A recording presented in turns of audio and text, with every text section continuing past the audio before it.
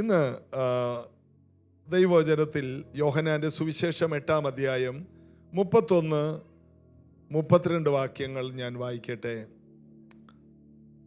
തന്നിൽ വിശ്വസിച്ച യഹൂദന്മാരോട്, എൻ്റെ വചനത്തിൽ നിലനിൽക്കുന്നു എങ്കിൽ നിങ്ങൾ വാസ്തവമായി എൻ്റെ ശിഷ്യന്മാരായി സത്യം അറിയുകയും സത്യം നിങ്ങളെ സ്വതന്ത്രമാക്കുകയും ചെയ്യും. ദൈവവചനത്തിൽ നിലനിൽക്കുന്നവർ, ദൈവവചനം കേട്ടവരാണ് നാം, ദൈവവചനം വായിക്കുന്നവരാണ്, ദൈവവചനം വായിക്കുകയും എഴുതിയെടുക്കുകയും ചെയ്യുന്നവരാണ്, ദൈവവചനത്തിൻ്റെ പല ഭാഗവും കാണാതെ പഠിക്കുന്നവരാണ്. അതെല്ലാം നല്ലതായിരിക്കുമ്പോൾ തന്നെ നാം ദൈവവചനത്തിൽ നിലനിൽക്കണം, സത്യവചനത്തിൽ നിൽക്കണം. ദൈവം പറഞ്ഞ, നമ്മുടെ കർത്താവായ യേശു നമ്മോട് പറഞ്ഞ ആ വചനത്തിൽ നിന്ന് നമ്മൾ ഇടത്തോട്ടോ വലത്തോട്ടോ മാറരുത്. യേശു പറഞ്ഞു, എൻ്റെ വചനം കേട്ട് പ്രമാണിക്കുന്നവർ ആഴത്തിൽ കുഴിച്ച് പാറ കണ്ടെത്തി പാറമേൽ അടിസ്ഥാനമിട്ട് വീട് പണിയുന്ന ബുദ്ധിയുള്ള മനുഷ്യൻ. അപ്പോൾ ഈ ഭൂമിയിൽ ഏറ്റവും ബുദ്ധിയുള്ള മനുഷ്യൻ ആരാണ്? കുറെ പണമുണ്ടാക്കുന്നവരാണോ? വലിയ വിദ്യാഭ്യാസങ്ങൾ സമ്പാദിക്കുന്നവരാണോ? വലിയ സമൂഹത്തിൽ കാണുന്ന വലിയ നേട്ടങ്ങളെല്ലാം നേടുന്നവരാണോ? യേശു പറയുന്നത് ഏറ്റവും വലിയ ബുദ്ധിമാൻ എൻ്റെ വചനം കേട്ട് പ്രമാണിക്കുന്നവനാണ്. ഈ ഭൂമിയിൽ ഏറ്റവും ബുദ്ധിയുള്ളവർ ഇന്നിവിടെ വന്നിരിപ്പുണ്ട്. അത് നമ്മൾ ഓരോരുത്തരുമാണ്. കർത്താവിൻ്റെ വചനം കേൾക്കുക മാത്രമല്ല, അത് പ്രമാണിച്ച് യേശുവിനെ കർത്താവും രക്ഷകനുമായി സ്വീകരിച്ച് യേശുവിൻ്റെ കൽപ്പനയാകുന്ന സ്നാനം സ്വീകരിച്ച് പരിശുദ്ധാത്മാവിനെ പ്രാപിക്കാൻ യേശു പറഞ്ഞു. പരിശുദ്ധാത്മാവിനെ പ്രാപിച്ച് യേശുവിൻ്റെ രണ്ടാമത്തെ വരവിന് വേണ്ടി കാത്തിരിക്കുന്നവരാണ് ഈ ലോകത്തിലെ ഏറ്റവും ബുദ്ധിയുള്ളവൻ. അങ്ങനെയുള്ളവർ ചേർന്ന് ഒരു ഹല്ലേലൂയ പറഞ്ഞേ. നമ്മൾ ബുദ്ധിയുള്ളവരാണ്. പഠിക്കാൻ ചിലപ്പോൾ വലിയ ബുദ്ധി ഉണ്ടാകത്തില്ല, പഠനത്തിൽ പുറകിലായി പോയി കാണും, സമൂഹത്തിൽ കാണുന്ന പലരോളം കഴിവുകളിൽ മികവുകളിൽ നമ്മൾ പുറകിലായി കാണും. എന്നാൽ ദൈവത്തെ അറിയുവാനും ദൈവത്തെ അനുസരിക്കാനും കർത്താവിനെ വിശ്വസിക്കാനും കഴിഞ്ഞതാണ് ഏറ്റവും വലിയ അനുഗ്രഹം. ഇന്ന് ആ അനുഗ്രഹം ഉള്ളവരോടാണ് ഞാൻ സംസാരിക്കുന്നത്. വളരെയധികം ഈ ഭൂമിയിൽ വെച്ച് ഏറ്റവും അനുഗ്രഹിക്കപ്പെട്ടവരാന്ന് പറഞ്ഞാൽ അബ്രഹാമിനെ ദൈവം വിളിച്ചിട്ട് പറഞ്ഞു, നിന്നെ ഞാൻ ഒരു അനുഗ്രഹമാക്കിയിരിക്കുകയാണ്. നിന്നെ ആരെങ്കിലും അനുഗ്രഹിച്ചാൽ അവർ അനുഗ്രഹിക്കപ്പെടും, നിന്നെ ആരെങ്കിലും ശപിച്ചാൽ അവർ ശപിക്കപ്പെട്ടവർ. നിന്നിൽ ഭൂമിയിലുള്ള സകലരും അനുഗ്രഹിക്കപ്പെടും. അപ്പോൾ കർത്താവ് ഈ സമൂഹത്തിൽ നിന്ന് അബ്രഹാമിനെ പോലെ അടർത്തിയെടുത്ത കുടുംബാംഗങ്ങളാണ് നാം. ദൈവം വിളിച്ചു എന്നുള്ളതാണ് നമ്മുടെ ഏറ്റവും വലിയ പദവി. കേന്ദ്ര ഗവൺമെന്റിന്റെ ഒരു ജോലിക്കായിട്ട് നമുക്ക് വിളി കിട്ടിയില്ലായിരിക്കാം, മറ്റു പല ആൾക്കാരെ പോലെ സമൂഹത്തിൽ ഒരു ഉയർന്ന മനുഷ്യനായി തിരഞ്ഞെടുക്കപ്പെട്ടിട്ടില്ലായിരിക്കാം. എന്നാൽ പ്രപഞ്ചത്തെ ഉണ്ടാക്കിയ ദൈവം എന്നെ തിരഞ്ഞെടുത്തു. യോഹന്നാൻ 15:16, എന്നെ ദൈവം തിരഞ്ഞെടുത്തു. ഇതാണ് നമ്മുടെ ഏറ്റവും വലിയ ധൈര്യം. എൻ്റെ ദൈവം എന്നെ തിരഞ്ഞെടുത്തതാണ്, ഞാൻ ദൈവത്തിൻ്റെ തിരഞ്ഞെടുപ്പാണ്. അടുത്തിരിക്കുന്നവരോട് ഒന്ന് കൈ തൊട്ട് പറ, നിങ്ങൾ ദൈവത്തിൻ്റെ തിരഞ്ഞെടുപ്പാണ്. ദൈവം തിരഞ്ഞെടുത്തു. നമ്മൾ ഒരു കടയിൽ ചെന്നാൽ, ഒരു തുണിക്കടയിൽ ചെന്നാൽ, ഒരു പാത്രക്കടയിൽ ചെന്നാൽ ആദ്യം കാണുന്നതല്ല എടുക്കുന്നത്, അവസാനം കാണുന്നതല്ല എടുക്കുന്നത്, കണ്ണടച്ചെന്തെങ്കിലും എടുക്കുകയല്ല. നമ്മൾ തിരഞ്ഞെടുക്കുകയാണ്. നമുക്ക് വേണ്ടത് നമുക്കറിയാം, നമ്മൾ തിരഞ്ഞെടുക്കുകയാണ്. അതിനൊത്തിരി സമയമെടുക്കും അല്ലേ? ഇതുപോലെ ദൈവം ഈ ഭൂമിയിൽ എത്രയോ കോടി ജനമുണ്ടായിട്ടും അതിനകത്ത് നിന്ന് ദൈവം തിരഞ്ഞെടുത്ത ഏറ്റവും പ്രിയപ്പെട്ടവരാണ് നാം. ദൈവം തിരഞ്ഞെടുത്തവർ. എന്നിട്ട് സ്വന്തം പുത്രനെ നമുക്ക് വേണ്ടി തന്നു. റോമർ 8:32 സ്വന്തം പുത്രനെ ആദരിക്കാതെ നമുക്കെല്ലാവർക്കും വേണ്ടി തന്നവൻ അവനോടുകൂടെ സകലതും ഏൽപ്പിച്ചു തരാതിരിക്കുമോ, നൽകാതിരിക്കുമോ? അതിൻ്റെ അർത്ഥം പുത്രനെ തന്നെങ്കിൽ ഈ ദിവസങ്ങളിൽ പ്രാർത്ഥിക്കുന്ന എല്ലാ വിഷയത്തിനും മറുപടി ഉണ്ടെന്ന്. പുത്രനെ തന്നെങ്കിൽ, പുത്രന്റെ ചങ്കിലെ ചോര തന്ന് നിങ്ങളെയും എന്നെയും മക്കളാക്കിയെങ്കിൽ സാമ്പത്തിക വിഷയത്തിൽ മറുപടിയുണ്ട്, സൗഖ്യമുണ്ട്, കുഞ്ഞുങ്ങൾക്ക് ഭാവിയുണ്ട്, ദൈവം വിളിച്ച എല്ലാവർക്കും ഒരു വലിയ ഭാവിയുണ്ട്. 81-ാമത്തെ സങ്കീർത്തനം അതിൻ്റെ 13 തൊട്ട് 16 വരെയുള്ള വാക്യങ്ങൾ ദൈവത്തിൻ്റെ ഹൃദയം നമുക്ക് ആസാഫ് മനസ്സിലാക്കി തരികയാണ്. ആസാഫ് ഒരു നല്ല പാട്ടുകാരനായിരുന്നു. ദാവീദിന്റെ കാലത്തുണ്ടായിരുന്ന ഒരു പാട്ടുകാരൻ. അദ്ദേഹം ആത്മാവിലായിട്ട് ദൈവശബ്ദത്തിൽ പറയുകയാണ്, ദൈവം സംസാരിക്കുകയാണ് ആസാഫിലൂടെ. അയ്യോ, എൻ്റെ ജനം എൻ്റെ വാക്ക് കേൾക്കുകയും ഇസ്രായേൽ എൻ്റെ വഴികളിൽ നടക്കുകയും ചെയ്തെങ്കിൽ കൊള്ളായിരുന്നു. എൻ്റെ ജനം എൻ്റെ വാക്ക് കേൾക്കുകയും എൻ്റെ വഴിയിൽ നടക്കുകയും ചെയ്തിരുന്നെങ്കിൽ കൊള്ളായിരുന്നു. അയ്യോ, ദൈവം വേദനയോടെ പറയുകയാണ്, അയ്യോ അങ്ങനെ സംഭവിച്ചെങ്കിൽ കൊള്ളായിരുന്നു. ഈ ജനമെല്ലാം എൻ്റെ വഴിയിൽ നടന്നിരുന്നെങ്കിൽ, ഈ ജനമെല്ലാം പാറയിൽ അടിസ്ഥാനമിട്ടിരുന്നെങ്കിൽ, അയ്യോ ഈ ജനമെല്ലാം ഈ കൃപയിലേക്ക് വന്നിരുന്നെങ്കിൽ. ദൈവത്തിൻ്റെ ഹൃദയം അതാണ്. അടുത്ത വാക്യം എന്താണ്? 14-ാമത്തെ വാക്യം, എന്നാൽ ഞാൻ വേഗത്തിൽ അവരുടെ ശത്രുക്കളെ കീഴടക്കുമായിരുന്നു. വേഗത്തിൽ. അപ്പൊ ദൈവം വേഗത്തിൽ എന്തോ ചെയ്യാൻ ആഗ്രഹിക്കുന്നു. നിങ്ങൾ എൻ്റെ വഴിയിലേക്ക് വന്നാൽ, നിങ്ങൾ എൻ്റെ കൃപയിൽ നിന്നാൽ, നിങ്ങൾ എൻ്റെ വചനത്തിലൊന്ന് നിന്നാൽ, എൻ്റെ വഴിയിലൊന്ന് നടന്നാൽ, എൻ്റെ കൃപയിലൊന്ന് നിന്നാൽ, ഞാൻ വേഗത്തിൽ ചില കാര്യങ്ങൾ ചെയ്യാൻ പദ്ധതി ഇട്ടിരിക്കുകയാണ്. ഇത് ദൈവത്തിൻ്റെ ഹൃദയമാണ്. അതുകൊണ്ടാണ് കർത്താവിൻ്റെ മനസ്സറിഞ്ഞ് അവനെ ഗ്രഹിപ്പിക്കുന്നവൻ ആർ? നിങ്ങൾ ക്രിസ്തുവിൻ്റെ മനസ്സുള്ളവരല്ലോ. നാം ക്രിസ്തുവിൻ്റെ മനസ്സുള്ളവരാണ്. കർത്താവിൻ്റെ മനസ്സിതാണ്. എന്താണ്? ഞാൻ വേഗത്തിൽ നിങ്ങളുടെ സ്ഥിതികൾക്ക് മാറ്റം വരുത്താൻ ഞാൻ ഒരുങ്ങിയിരിക്കുകയാണ്. നിങ്ങൾ എൻ്റെ വഴിയിലൊന്ന് നടന്നാൽ മതി, ബാക്കി ഞാൻ ഏറ്റു. നിങ്ങളുടെ കാര്യത്തിൽ വേഗത്തിൽ ചില വിടുതലുകൾ ഞാൻ നൽകിത്തരാൻ മതിയായവനാണ്. ലൂക്കോസിന്റെ സുവിശേഷം 18-ാം അധ്യായത്തിലും അതിൻ്റെ 8-ാമത്തെ വാക്യത്തിലായിരിക്കാം, ദൈവമോ തന്നോട് രാപ്പകൽ നിലവിളിക്കുന്നവരുടെ കാര്യത്തിൽ. 7-ാം വാക്യം ലൂക്കോസ് 18:7, ദൈവമോ രാപ്പകൽ തന്നോട് നിലവിളിക്കുന്ന തൻ്റെ വൃതന്മാരുടെ കാര്യത്തിൽ. തനിക്ക് വേണ്ടി വേർതിരിക്കപ്പെട്ട, തൻ്റെ കൽപ്പനയിൽ നടക്കുന്ന, തൻ്റെ കൃപയിൽ ആശ്രയിച്ച് തൻ്റെ മുഖത്തേക്ക് മാത്രം നോക്കുന്ന തൻ്റെ വൃതന്മാരുടെ കാര്യത്തിൽ ദീർഘക്ഷമയുള്ളവൻ ആയാലും അവരെ പ്രതിക്രിയ നടത്തി രക്ഷിക്കുകയില്ലയോ? 8-ാമത്തെ വാക്യത്തിൽ വേഗത്തിൽ അവരെ പ്രതിക്രിയ നടത്തി രക്ഷിക്കുമെന്ന് ഞാൻ നിങ്ങളോട് പറയുന്നു. ആരാത് പറഞ്ഞത്? യേശു കർത്താവ്. നിങ്ങൾ മടുക്കരുത്, നിങ്ങൾ തളരരുത്, മടുത്തു പോകാതെ കഴിഞ്ഞ 11 മാസം നിങ്ങൾ നടത്തിയ പ്രാർത്ഥന ഈ 12-ാം മാസവും നടത്ത്. നിങ്ങൾ അതിൽ തുടര്. നിങ്ങൾ ഇടക്ക് വിട്ടുകളയല്ലേ. മറുപടി അടുത്തു. ഞാൻ വേഗത്തിൽ ചില കാര്യങ്ങൾ ചെയ്യും. ദൈവത്തിന്റെ ഹൃദയം അതാണ്, വേഗത്തിൽ. അതായത് ആരെങ്കിലും മടുത്തിരിപ്പുണ്ടെങ്കിൽ പ്രാർത്ഥിച്ചിട്ട് ഇല്ല, ഇനി ഞാൻ പ്രാർത്ഥിക്കുന്നില്ല, കഴിഞ്ഞ 11 മാസം കണ്ടില്ല. ആര് പറഞ്ഞു?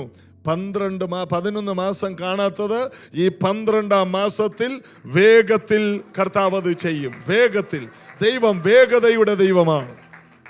ഇടിമിന്നലുകളെ ഉണ്ടാക്കിയ ദൈവം. ഇടിമിന്നലുകളുടെ വേഗത നമുക്ക് പറയാൻ അറിയില്ല. ശാസ്ത്രം അതിനൊക്കെ ഒരു കണക്ക് പറയുന്നുണ്ട്. അത് വളരെ വേഗത്തിലാണ്. ഇടിമിന്നലുകളെ ഉണ്ടാക്കിയ ദൈവത്തിന് നമ്മുടെ കാര്യത്തിൽ വേഗത്തിൽ ചില കാര്യങ്ങൾ ചെയ്യാൻ കഴിയില്ലേ? അവൻ വേഗതയുടെ ദൈവമാണ്. കർത്താവ് തന്നെ പറഞ്ഞു, ഇതാ ഞാൻ വേഗത്തിൽ വരാൻ പോവുകയാണ്. കർത്താവ് എന്ത് ചെയ്താലും വേഗതയിൽ അത് ചെയ്തിരിക്കും. ആർക്കും അതിനെ തടുക്കുവാൻ കഴിയില്ല. ഫിലിപ്പോസ് ഷണ്ണനെ സ്നാനപ്പെടുത്തി. ഷണ്ണൻ തേരിൽ കയറി വളരെ വേഗത്തിൽ പോകുന്നതിന് മുമ്പ് ദൈവത്തിൻ്റെ ആത്മാവ് ഫിലിപ്പോസിനെ എടുത്തുകൊണ്ടുപോയി. അതിനേക്കാൾ വേഗത്തിൽ പരിശുദ്ധാത്മാവ് ഫിലിപ്പോസിനെ എടുത്തുകൊണ്ടുപോയി. പിന്നെ അവനെ അസ്തോദിൽ കണ്ടു. 42 കിലോമീറ്റർ അപ്പുറത്തുള്ള ഒരു രാജ്യത്താണ് ഇപ്പോൾ ആര് നിൽക്കുന്നത്? ഫിലിപ്പോസ്. പാസ്പോർട്ടും വിസയും ഒന്നുമില്ല. ഫിലിപ്പോസ് വേറൊരു രാജ്യത്ത്. ഷണ്ണൻ ഇനി ഈ 3-4 കുതിര, ആ കുതിരയുടെ പുറകിൽ ഒരു വലിയ രഥം, ഈ രഥത്തിലിരുന്ന് കുലുങ്ങി നടുവെട്ടി അടുത്ത രാജ്യത്തിലെത്തുമ്പോഴേക്കും ചെന്നിട്ട് ഷണ്ണൻ ഭാര്യയോട് പറയും, എടി കുഞ്ഞന്നാമ്മേ വെള്ളം തിളപ്പിക്കേ, നടുവേദന, ഒരു ചൂടുവെള്ളത്തിൽ കുളിക്കട്ടെ, നീ ഒന്ന് ഉഴിഞ്ഞുതാ, ദാമേ കുഴമ്പക്കിട്ട് തിരുമണം. ആർക്ക്? ആ രാജ്യത്തെ ആ ഏറ്റവും വലിയ മന്ത്രിക്ക്. ആമേൻ. ഇനിയും ദിവസങ്ങൾ എടുക്കും തൻ്റെ സ്ഥലത്തെത്താൻ. എന്നാൽ ദൈവത്തിൻ്റെ ആത്മാവ് ആ ഒരു പാവപ്പെട്ട കാൽനട യാത്രക്കാരനായ ആ 4 പെൺമക്കളുടെ അപ്പനെ എടുത്തുകൊണ്ട് പോയെന്ന്. അവനെ പിന്നെ കാണാനില്ല. അടുത്ത രാജ്യത്തിലെത്തി. അതായത് പരിശുദ്ധാത്മാവ് വന്നത് വേഗത്തിലാണ്. പെന്തക്കോസ് നാളിൽ അവർ മടുക്കാതെ കാത്തിരിക്കാൻ യേശു കർത്താവ് ഉയർത്തെഴുന്നേറ്റ ശേഷം 500-ലധികം പേർക്ക് പ്രത്യക്ഷനായി. എന്നിട്ട് പറഞ്ഞു, നിങ്ങൾ ഗലീലയ്ക്ക് പോകരുത്, നിങ്ങൾ മറ്റൊരു സ്ഥലത്തേക്കും പിൻവാങ്ങി പോകരുത്. എൻ്റെ പിതാവിൻ്റെ വാഗ്ദത്തം, ഞാൻ നിങ്ങളോട് പറഞ്ഞ വാഗ്ദത്തം പിതാവിനോട് ചോദിച്ച് ഞാൻ നിങ്ങൾക്ക് അയച്ചു തരും. അവൻ വന്നു കഴിഞ്ഞാൽ പിന്നെ നിങ്ങൾ നടക്കുന്നത് സാധാരണ നടപ്പല്ല, വേഗതയുടെ നടപ്പാണ് സകല സത്യത്തിലും. അങ്ങനെ അവർ അപ്പോസ്തല പ്രവൃത്തി 2-ാം അധ്യായം വായിക്കുമ്പോൾ, പെന്തക്കോസ് നാൾ വന്നപ്പോൾ അവരെല്ലാവരും ഒരു സ്ഥലത്ത് ഒരുമിച്ച് കൂടുന്നതെല്ലാം എന്തിനാണ്? പരിശുദ്ധാത്മാവിൻ്റെ വേഗത കാണാനാണ്. പെട്ടെന്ന് ഒരു കൊടിയ കാറ്റടിച്ചു. അതാണ് അപ്പോസ്തല പ്രവൃത്തിയിൽ വായിക്കുന്നത്. എല്ലാം പെട്ടെന്നാണ്, വേഗത കൂടുകയാണ്. കാത്തിരിക്കുന്നവരുടെ ജീവിതത്തിൽ കാര്യങ്ങൾ നടക്കുന്നത് പതുക്കെ അല്ല, വേഗത്തിലായിരിക്കും. വേഗത കൂടാൻ പോകുകയാണ്. പരിശുദ്ധാത്മാവ് ഇന്ന് പകൽ പറയുന്നു, ഡിസംബർ മാസത്തിൽ നിങ്ങളുടെ വേഗത കൂടാൻ പോകുകയാണ്. നിങ്ങളുടെ ജീവിതത്തിൽ എല്ലാ കാര്യങ്ങളും സ്പീഡാകാൻ പോകുകയാണ്. ഒച്ചിഴയുന്നത് പോലെ പോയ പല കാര്യങ്ങളും, നിങ്ങളുടെ പല കാര്യങ്ങളും ഇഴഞ്ഞിഴഞ്ഞ് പോയെന്ന് തോന്നിയെങ്കിൽ, ഇതാ പരിശുദ്ധാത്മാവ് വന്നിരിക്കുന്നത് നിങ്ങളുടെ ജീവിതത്തിന്റെ വേഗത കൂട്ടാനാണ്. ഹറബല ഘടകജ, എല്ലാം വേഗത്തിൽ നടക്കാൻ പോവുകയാണ്. ഹല്ലേലൂയ. ഈ കാലഘട്ടത്തിൽ പണത്തേക്കാൾ മൂല്യമാണ് വേഗതയ്ക്ക് വേണ്ടിയാണ് മനുഷ്യൻ എല്ലാം ചെയ്യുന്നത്. ഏറ്റവും വേഗതയിൽ എങ്ങനെ ഇവിടെ നിന്ന് അമേരിക്കയിലെത്താം. എലോൺ മസ്ക് എന്ന് പറയുന്ന ആ വലിയ സമ്പന്നനായ മനുഷ്യൻ വേഗതയുടെ കാര്യങ്ങളാണ് ചിന്തിക്കുന്നത്. എങ്ങനെ ഇന്ത്യയിലുള്ളവരെ 2 മണിക്കൂർ കൊണ്ട് അമേരിക്കയിലെത്തിക്കാം, അല്ലെങ്കിൽ ഇപ്പോൾ 24 മണിക്കൂറിന് അപ്പുറം പോകണം. 2 മണിക്കൂർ കൊണ്ട് എങ്ങനെ അമേരിക്കയിലെത്തിക്കാം, ആലപ്പുഴക്കാരെ എങ്ങനെ ചൊവ്വയിലെത്തിക്കാം, ചന്ദ്രനിലെത്തിക്കാം. പോകാൻ താല്പര്യമുള്ളവർ എലോൺ മസ്കുമായിട്ട് ബന്ധപ്പെടുക. അപ്പോൾ വേഗതയെ കുറിച്ച് ചിന്തിക്കുകയും അതിനുവേണ്ടി പ്രവർത്തിക്കുകയും ചെയ്യുന്നവൻ ലോകത്തിൽ ഏറ്റവും സമ്പന്നനായി മാറുന്നു. വേഗത. നമ്മുടെ വീട്ടിൽ പണ്ട് അമ്മിക്കല്ലും പുള്ളക്കല്ലും ഒക്കെ ഉണ്ടായിരുന്നു. എന്തിനാണ്? ഇവിടുത്തെ ഈ മുൻനിരയിലിരിക്കുന്ന കുഞ്ഞുങ്ങൾക്ക് ഈ അമ്മിക്കല്ലറിയില്ല, പുള്ളക്കല്ലറിയില്ല, ആട്ടുകല്ലറിയില്ല. ഞാനിടക്ക് ആട്ടുകല്ലിന് കാറ്റ് പിടിച്ചു എന്ന് പറഞ്ഞാൽ അവർക്ക് മനസ്സിലാകില്ല. മിക്സിക്ക് കാറ്റ് പിടിച്ചു എന്ന് പറഞ്ഞാൽ അവർക്ക് മനസ്സിലാകും. കാലം മാറി. പണ്ട് അമ്മച്ചിമാര് കല്ലിലിരുന്ന്, ആ കല്ലിൽ ഇരുന്നല്ല, കല്ലിൻ്റെ മുമ്പിൽ നിന്ന് മുളകും ഉള്ളിയൊക്കെ ചതക്കുന്നതും അരക്കുന്നതൊക്കെ കണ്ട കാലമുണ്ട്. വളരെ സമയമെടുക്കും. ഇന്നോ ഇതെല്ലാം കൂടി എടുത്ത് മിക്സിയിലോട്ടിട്ട് ഒന്ന് കുത്തിയാൽ മതി, 2 പിടുത്തം. നോക്കുമ്പോൾ 1 മണിക്കൂർ അമ്മിച്ചി അരക്കുന്ന കൂട്ടത്തിൽ വിയർപ്പും വരും, അതും അതിനകത്ത് കുടഞ്ഞിടും ഈ അരച്ചത്. അതുകൊണ്ട് അതിന് ഉപ്പ് പ്രത്യേകിച്ച് ഇടേണ്ട ആവശ്യവും പഴയ കാലത്ത് ഇല്ല. എന്നാലിപ്പോൾ 1 സെക്കൻഡ് പോലും വേണ്ട, വേഗത കൂടി. എല്ലാത്തിനും വേഗതയാണ്. പണ്ട് മൈലുകൾ നടന്നവർ ഇന്ന് അവർക്ക് യാത്രാ സംവിധാനങ്ങളായി. എല്ലാം വേഗതയ്ക്ക് വേണ്ടിയാണ് ഏറ്റവും കൂടുതൽ പൈസ മുടക്കുന്നത്. വേഗത, എല്ലാവരും ഒന്ന് പറഞ്ഞ വേഗത. അതായത് പണത്തേക്കാൾ മൂല്യമുള്ളതാണ് എന്ത്? വേഗത. അപ്പോൾ വേഗത, അതായത് കുറച്ച് സമയം കൊണ്ട്, ചെറിയ ആയുസ് കൊണ്ട് എത്ര കൂടുതൽ കാര്യം ചെയ്യാം, ഇതാണ് മനുഷ്യൻ ചിന്തിക്കുന്നത്. അതിന് എത്ര പണം അവർക്ക് വിഷയമല്ല. നേരത്തെ എന്നൊക്കെ പറഞ്ഞാൽ ഓട്ടോറിക്ഷയിൽ പോകാനായിട്ട് ഇത്ര രൂപയാകുമെന്ന് പറഞ്ഞാൽ ഞങ്ങൾ നടന്നോളാന്ന് പറയും. ഇപ്പോഴങ്ങനെയല്ല. ഇപ്പോഴാരും നടക്കത്തില്ല. പൈസയല്ല വലുത്, അന്ന് പൈസയാണ് വലുത്. ഇന്ന് വേഗതയാണ് പ്രാധാന്യം. എത്ര വേഗത്തിൽ എവിടെ എത്താം, എത്ര വേഗത്തിൽ കാര്യങ്ങൾ ചെയ്യാം. അതിൻ്റെ കാരണം എല്ലാവർക്കും ഉള്ളിൽ ഒരു ഭയങ്കര ആശങ്കയുണ്ട്. എന്താണ്? ഞങ്ങൾ നാളെ ഉണ്ടോ? ഇന്നുകൊണ്ട് കാര്യങ്ങൾ ചെയ്ത് തീർക്കണ്ടേ? ഈ ഒരു അങ്കലാപ്പ് എല്ലാ മനുഷ്യർക്കും ഉള്ളത് കൊണ്ടാണ് വേഗത്തിൽ കുഞ്ഞുങ്ങൾക്ക് വേണ്ടി ഒരു ഭാവി ഉണ്ടാക്കിയെടുക്കണം. വേഗത്തിൽ ഒരു നല്ല വീട് വെച്ചിട്ട് ഇനി ഒരു നല്ല വീട് പണിതിട്ട് വേണം ഞാനിവിടുന്ന് പോകാൻ. എൻ്റെ മക്കൾക്ക് ഒന്നുമില്ലാതെ പോകരുത്. വേഗത്തിൽ എന്തെങ്കിലുമൊക്കെ സമ്പാദിച്ചു വെക്കണം. എല്ലാം വേഗതയുടെ കാലമാണ്. എന്നാൽ കർത്താവ് പറയുന്നു, ഞാൻ വേഗതയുടെ ദൈവമാണ്. നിങ്ങൾ ആകുല ചിന്തരാകുന്ന ആ വിഷയത്തിൽ നിങ്ങൾ ചിന്തിക്കുന്നതിനേക്കാൾ വേഗത്തിൽ ഞാൻ നിങ്ങൾക്ക് വേണ്ടി കാര്യം ചെയ്യാം. നിങ്ങൾ നിങ്ങളെക്കുറിച്ച് ചിന്തിക്കുന്നതിനേക്കാൾ വേഗതയിൽ ഞാൻ നിങ്ങൾക്ക് വേണ്ടി വൻ കാര്യങ്ങളെ ചെയ്യും. നിങ്ങൾ ചിന്തിച്ചിട്ട് എത്താത്തിടത്ത് ഫിലിപ്പോസിനെ എത്തിച്ചതുപോലെ ഞാൻ നിങ്ങളെ എത്തിക്കും. ഞാൻ പരിശുദ്ധാത്മാവിനെ തന്നിട്ട് നിങ്ങളുടെ വീട്ടിലെ കാര്യങ്ങളെ വേഗത്തിൽ വേഗത്തിൽ വേഗത്തിൽ കാര്യങ്ങളെ ചെയ്യും. അപ്പോസ്തലപ്രവൃത്തി 2 അവർ ഒരു സ്ഥലത്ത് ഒരുമിച്ച് കൂടിയിരുന്നു. ആ ഒരുമിച്ച് കൂടിയിരുന്ന നേരം കൊണ്ട് വേറെ എന്തെങ്കിലും കാര്യം ചെയ്തുകൂടെ? ഇല്ല. വേഗത കൂട്ടുന്ന കർത്താവിനെ അവർ വിശ്വസിച്ചു. പരിശുദ്ധാത്മാ വന്നു കഴിയുമ്പോൾ സകല വഴികളിലൂടെ നിങ്ങളെ നടത്തും.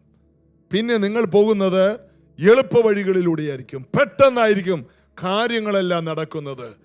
പെന്തക്കോസ്ത് നാൾ വന്നപ്പോൾ എല്ലാവരും ഒരു സ്ഥലത്ത് ഒന്നിച്ചുകൂടി. വാർത്ത കേട്ട 120 പേര്, 500-ലധികം പേരോട് ഉയർത്തെഴുന്നേറ്റ ശേഷം കർത്താവ് പറഞ്ഞാണ്.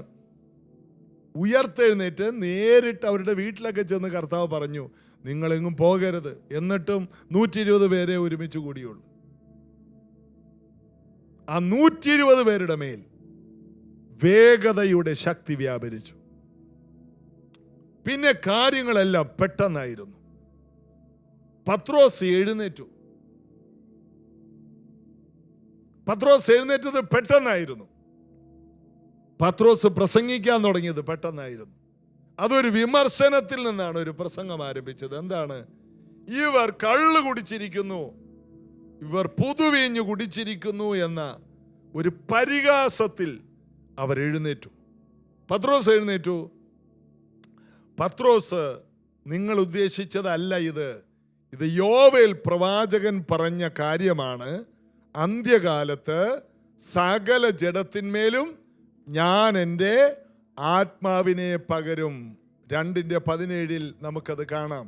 പത്രോസ് പറയുകയാണ്, ഈ അനുഭവം ഞങ്ങൾക്ക് കർത്താവ് തന്നതാണ്. ഇത് മാനുഷികമല്ല. ഞങ്ങൾക്കറിയാം ഇത് പരിശുദ്ധാത്മാവാണ്. ഇത് മദ്യമല്ല, ഇതൊരു അബോധാവസ്ഥയല്ല, ഇതൊരു വിവരക്കേടല്ല. ഇത് ഞങ്ങൾക്ക് അഭിമാനമാണ്. ഇതിന് ഞങ്ങൾ കാത്തിരുന്നതാണ്. ഇത് ഞങ്ങളോട് കർത്താവ് നിർബന്ധം പറഞ്ഞതാണ്. നിങ്ങൾ ഇത് പ്രാപിക്കാതെ, ഈ അനുഭവമില്ലാതെ എങ്ങോട്ടും പോകരുത്. ഈ അനുഭവം ലഭിച്ചു കഴിഞ്ഞാൽ നിങ്ങൾ ഭൂമിയുടെ അറ്റം വരെയും ഒരിക്കലും നിങ്ങൾ കാണാത്ത രാജ്യങ്ങൾ കാണും. ഈ ഒരിക്കലും പോകാത്ത രാജ്യങ്ങളിൽ നിങ്ങൾ പോകും. ഭൂമിയുടെ അറ്റത്തോളം നിങ്ങൾ എൻ്റെ സാക്ഷികളാകും. അതായത് ഒരായുസ് കൊണ്ട് നിങ്ങൾ ഒരു കരയിൽ തന്നെ തീരുന്ന ഒരു കാലം കഴിഞ്ഞു. നിങ്ങളുടെ ഒരു കൊച്ചായുസ് കൊണ്ട് വേഗത്തിൽ വേഗത്തിൽ വേഗത്തിൽ രാജ്യങ്ങളിലേക്ക് നിങ്ങൾ ചേക്കേറുന്നതും ഉയർന്നു പറക്കുന്ന അനുഭവം ഉണ്ടാകും. അതായത് നിങ്ങളുടെ കൊച്ചായുസ് കൊണ്ട്, ഗലീലക്കാരെ, ഈ കൊച്ചായുസ് കൊണ്ട് ഈ ഗലീല തടാകത്തിൽ 5 കിലോമീറ്റർ നീളവും 4 കിലോമീറ്റർ വീതിയുമുള്ള ഒരു കൊച്ചു തടാകത്തിൽ മീൻ പിടിച്ച് തീർക്കേണ്ട നിങ്ങളെ ഞാൻ ഭൂമി മുഴുവനും അയക്കും. അത് വേഗത്തിൽ നടക്കും. ഞാൻ നിങ്ങൾക്ക് വേണ്ടി അത് ചെയ്യും. ഇതാണ് കർത്താവ്. വെറും ഗലീലക്കാർ, പഠിപ്പില്ലാത്തവർ, സാമാന്യരായ മനുഷ്യരോട് പറഞ്ഞു, പരിശുദ്ധാത്മാവ് വന്നാൽ നിങ്ങളുടെ വേഗത കൂടും. അടുത്തിരിക്കുന്നവരോട് പറ, പരിശുദ്ധാത്മാവ് വേഗത കൂട്ടുന്ന ആത്മാവാണ്. നമ്മുടെ ജീവിതത്തിൽ ഒരു 10 കൊല്ലം കൊണ്ട് നടക്കേണ്ട കാര്യം ഈ ഡിസംബർ മാസത്തിൽ ചെയ്യാൻ പരിശുദ്ധാത്മാവിന് കഴിയുമെന്ന് ഒന്ന് വിശ്വസിച്ച് കൈയടിച്ച് അതിനെ ഒന്ന് പിടിച്ച് റമന ഘടകധര ബലബ വേഗത്തിൽ വേഗത്തിൽ വേഗത്തിൽ ഒച്ചിഴയുന്നത് പോലെ പല വീടുകളിലുമുള്ള തടസ്സങ്ങൾ ഇതാ വേഗത്തിൽ മറുപടികളിലേക്ക് സഭ കയറാൻ പോവുകയാണ്. കുടുംബങ്ങൾ, നിങ്ങളതിനെ കൈകൾ അടിച്ചതിനെ പിടിക്കുക. അല്പസമയം അതിനെ പ്രാപിച്ച് അന്യഭാഷയിൽ പ്രാർത്ഥിച്ച് വേഗത കൂടട്ടെ, വേഗത കൂടട്ടെ. കുടുംബങ്ങൾക്കൊരു വേഗതയുണ്ടാകട്ടെ. സഭയിലെ ഓരോ വ്യക്തികളുടെയും ജീവിതത്തിൽ ആമേൻ അവരുടെ യാത്രകളിൽ ഒരു വേഗതയുണ്ടാകട്ടെ. ചിലപ്പോൾ പരീക്ഷകൾ എഴുതുന്ന കുഞ്ഞുങ്ങൾക്ക്, ഈ വർഷം ജയിക്കേണ്ട കുഞ്ഞുങ്ങൾ 3 കൊല്ലം കഴിഞ്ഞിട്ടാണ് അവരുടെ പേപ്പറെല്ലാം മുഴുവനും എഴുതി കിട്ടുന്നത്. വേഗത കുറച്ച് കളയുന്ന ഒരു സ്പിരിറ്റ് ഉണ്ടെന്ന് ഒരിക്കലൊരു പ്രോഫറ്റ് എന്നോട് പറഞ്ഞു. പ്രത്യേകിച്ച് നമ്മൾ പാർക്കുന്ന ഈ ആലപ്പുഴയോട് ബന്ധപ്പെട്ട് സ്പിരിറ്റ് ഓഫ് ഡിലേ.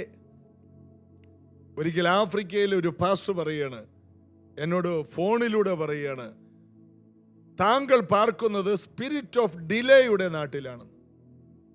അതായത് എല്ലാ കാര്യവും ഡിലേ ആകും, ലേറ്റ് ആകും. ഒരു കാര്യവും നേരത്തെ നടക്കൂല, എല്ലാ കാര്യവും താമസിച്ചു പോകും. കഴിഞ്ഞ മാസം നടക്കേണ്ടത് ഈ മാസവും നടന്നിട്ടില്ല. കഴിഞ്ഞ വർഷം നടക്കേണ്ട കാര്യം ഈ വർഷവും നടക്കുന്നില്ല. ഇതാരോ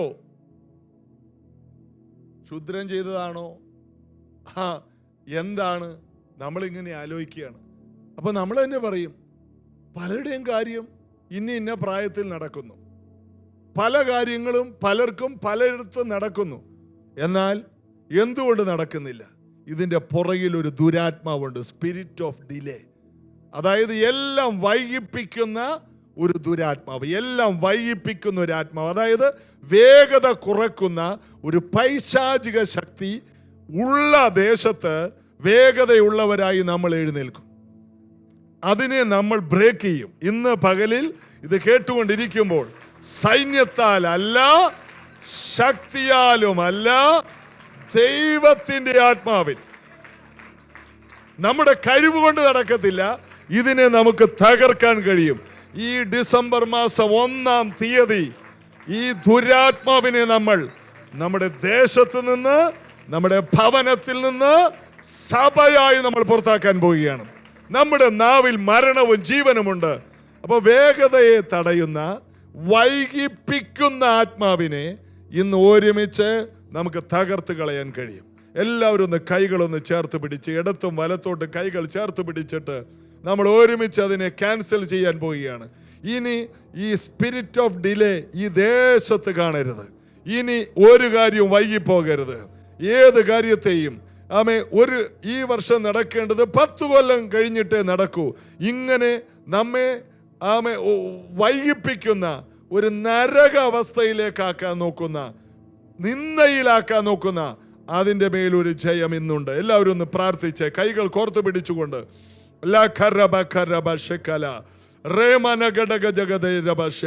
അതിൻ്റെ സമയം വന്നു. അതിനെ തകർക്കാൻ, അതിനെ ക്യാൻസൽ ചെയ്യുവാൻ. ഒരു ലഗ്യോൻ 8000 ഭൂതങ്ങളാണ് ഒരുത്തൻ്റെ മേലിരുന്നത്. അവൻ്റെ ജീവിതം വൈകിപ്പിച്ച് കളഞ്ഞു, അവനെ കല്ലറയിൽ ഒതുക്കി കളഞ്ഞു. എന്നാൽ യേശു ചെന്നു, ഈ ദുരാത്മാവ് മുഴുവൻ അവന് പുറത്തു പോയി. അവൻ്റെ നഷ്ടപ്പെട്ട ജീവിതമെല്ലാം തിരിച്ചു കിട്ടി എന്നതുപോലെ വൈകിപ്പിക്കുന്ന, നരകിപ്പിക്കുന്ന എല്ലാ സ്പിരിറ്റിൻ്റെ മേലും ഇന്ന് ദൈവസഭ ജയമെടുക്കുന്നു. യേശുവിൻ്റെ നാമത്തിൽ ഞങ്ങൾ ഒരുമിച്ച് ചേർന്ന് കൈകൾ കോർത്ത് പിടിച്ചുകൊണ്ട് ഈ ദേശത്ത് വ്യാപരിക്കുന്ന എല്ലാ വൈകിപ്പിക്കുന്ന ആത്മാവിനെയും ഞങ്ങൾ ദേശത്ത് നിന്ന് ശാസിക്കുന്നു, സഭയിൽ നിന്ന് ശാസിക്കുന്നു, ദൈവമക്കളുടെ വീടുകളിൽ നിന്ന് ശാസിക്കുന്നു. ഇപ്പോൾ അത് പുറത്തു പോകട്ടെ. വേഗതയുടെ ആത്മാവേ, എന്നോട് ചേർന്നൊന്ന് പറഞ്ഞേ, വേഗതയുടെ ആത്മാവേ, പരിശുദ്ധാത്മാവേ, അങ്ങയുടെ ആത്മാവിൽ നിറഞ്ഞ് മുന്നോട്ട് കുതിക്കുവാൻ എന്നെ സമർപ്പിക്കുന്നു. യേശുവിൻ നാമത്തിൽ കൈകളെ തട്ടിക്കൊണ്ട് അതിനെ ഒന്നുകൂടി വിശ്വാസത്തോടെ സ്വീകരിച്ച് എല്ലാ വൈകിപ്പോകുന്നതും മാറാൻ പോകുകയാണ്. ആമേൻ. യേശു ഉള്ളിടത്ത് വേഗത കൂടും. ശിഷ്യന്മാര് പടകിൽ കിടന്ന് കറങ്ങുന്നതാണ് യോഹന്നാന്റെ സുവിശേഷം 6-ാം അധ്യായത്തിൽ നമ്മൾ കാണുന്നത്. ശിഷ്യന്മാർ അക്കരയ്ക്ക് പോകാൻ ഇറങ്ങിയതാണ്. കടലിന്റെ നടുക്കാണ് ആര് കിടക്കുന്നത്? ഈ ശിഷ്യന്മാർ കിടക്കുന്നത്. യേശു രാത്രി മുഴുവനും പ്രാർത്ഥനയാണ്. 4-ാം യാമത്തിൽ, അതായത് പ്രഭാതമായപ്പോഴും യേശു പിതാവിൻ്റെ കൂടെയാണ്. എന്നാൽ യേശുവിന് മനസ്സിലായി ഇവർ കിടന്ന് കറങ്ങുകയാണ്. ഇവർ എത്തേണ്ട സമയത്ത് ഇതുവരെ എത്തിയിട്ടില്ല. യോഹന്നാൻ 6:19 അവർ 4-5 നാഴിക ദൂരത്തോളം വലിച്ച ശേഷം, അപ്പോൾ 4-5 മണിക്കൂർ അവർ തുഴഞ്ഞിട്ടും അവരെ നടുക്കടലിൽ കിടന്ന് കറങ്ങുകയാണ്. എന്നാൽ യേശു കടലിന്മേൽ പടകിനോട് സമീപിക്കുന്നവർ കണ്ടു. യേശു കടലിന്റെ മീതെ നടന്ന് അവരുടെ അടുക്കലേക്ക് ചെല്ലുകയാണ്. യേശുവിനെ, പ്രാർത്ഥിക്കുന്നവനെ അറിയാം, എന്നെ വൈകിപ്പിക്കാൻ ഒരു ശക്തിക്കും കഴിയില്ല. വേണമെങ്കിൽ നമുക്ക് ചോദിക്കാം, കർത്താവ് എങ്ങനെ അക്കരെ പോകും? ആകെ ഒരു വള്ളമേ ഉള്ളൂ. അത് പത്രോസിനും യോഹന്നാനും ഒക്കെ തുഴയാൻ അറിയാവും. അങ്ങേക്ക് തുഴയുണ്ടോ? തുഴയാൻ അറിയാമോ? വള്ളമുണ്ടോ? ഇനി വരാൻ വള്ളം വല്ലതുണ്ടോ? അവരെ അക്കരയ്ക്ക് വിട്ടു. കർത്താവ് എങ്ങനെ അക്കരയ്ക്ക് പോകും? കർത്താവിനറിയാം, പ്രാർത്ഥിക്കുന്ന എൻ്റെ സമയം വൈകിപ്പോകില്ല. നമ്മെ കർത്താവ് പഠിപ്പിക്കുന്ന ഒരു സത്യം, അതിൽ നിന്ന്, ആ ചരിത്രത്തിൽ നിന്ന് കർത്താവ് ശിഷ്യന്മാരെ പാഠങ്ങൾ പഠിപ്പിക്കുകയാണ്. പ്രാർത്ഥിക്കുന്നവൻ ഒരിക്കലും എങ്ങും വൈകിപ്പോകില്ല. അവൻ്റെ പ്രാർത്ഥനാ സമയം അവനെ വേഗതയുള്ളവനാക്കി മാറ്റും. യേശു രാത്രി മുഴുവനും പ്രാർത്ഥിച്ചു. നമ്മൾ നോക്കുന്നത് എന്താണ്? ആ പ്രാർത്ഥിക്കുന്ന സമയം കൊണ്ട് കുറച്ചും കൂടി പാത്രം കഴുകി വെച്ചാലോ, കുറച്ചും കൂടി മുറ്റത്തെ പുല്ല് പറിച്ചാലോ. ഉടുപ്പി ഹോട്ടൽ പോലെ കഴിയിട്ട് തീരാത്ത കുറെ പാത്രങ്ങളുമായിട്ട് എത്ര കാലമായിട്ട് നമ്മളിങ്ങനെ യുദ്ധം ചെയ്യുന്നു. എന്നാൽ യേശുവിനറിയാം, പ്രഥമ സ്ഥാനം ഞാൻ പിതാവിന് കൊടുക്കും. വേഗതയുടെ ദൈവം, ഇടിമിന്നലുകളെ ഉണ്ടാക്കിയ സ്വർഗസ്ഥനായ പിതാവിൻ്റെ കൂടെ യേശു ഇരിക്കുമ്പോൾ യേശുവിനറിയാം, പടകില്ലെങ്കിലും തുഴയില്ലെങ്കിലും യാത്രാ സൗകര്യമില്ലെങ്കിലും ഞാൻ എത്തേണ്ടിടത്ത് ഞാൻ എത്തിയിരിക്കും. അതൊട്ടും വൈകാതെ ഞാൻ എത്തിയിരിക്കും. ഇതാണ് യേശുവിനെ പ്രാർത്ഥനയിൽ ഇരുത്തിയിരിക്കുന്നത്. യേശു ശിഷ്യന്മാരെ അക്കരെ അയച്ച ശേഷം തനിയെ പ്രാർത്ഥിക്കാനായിട്ട് പോയി.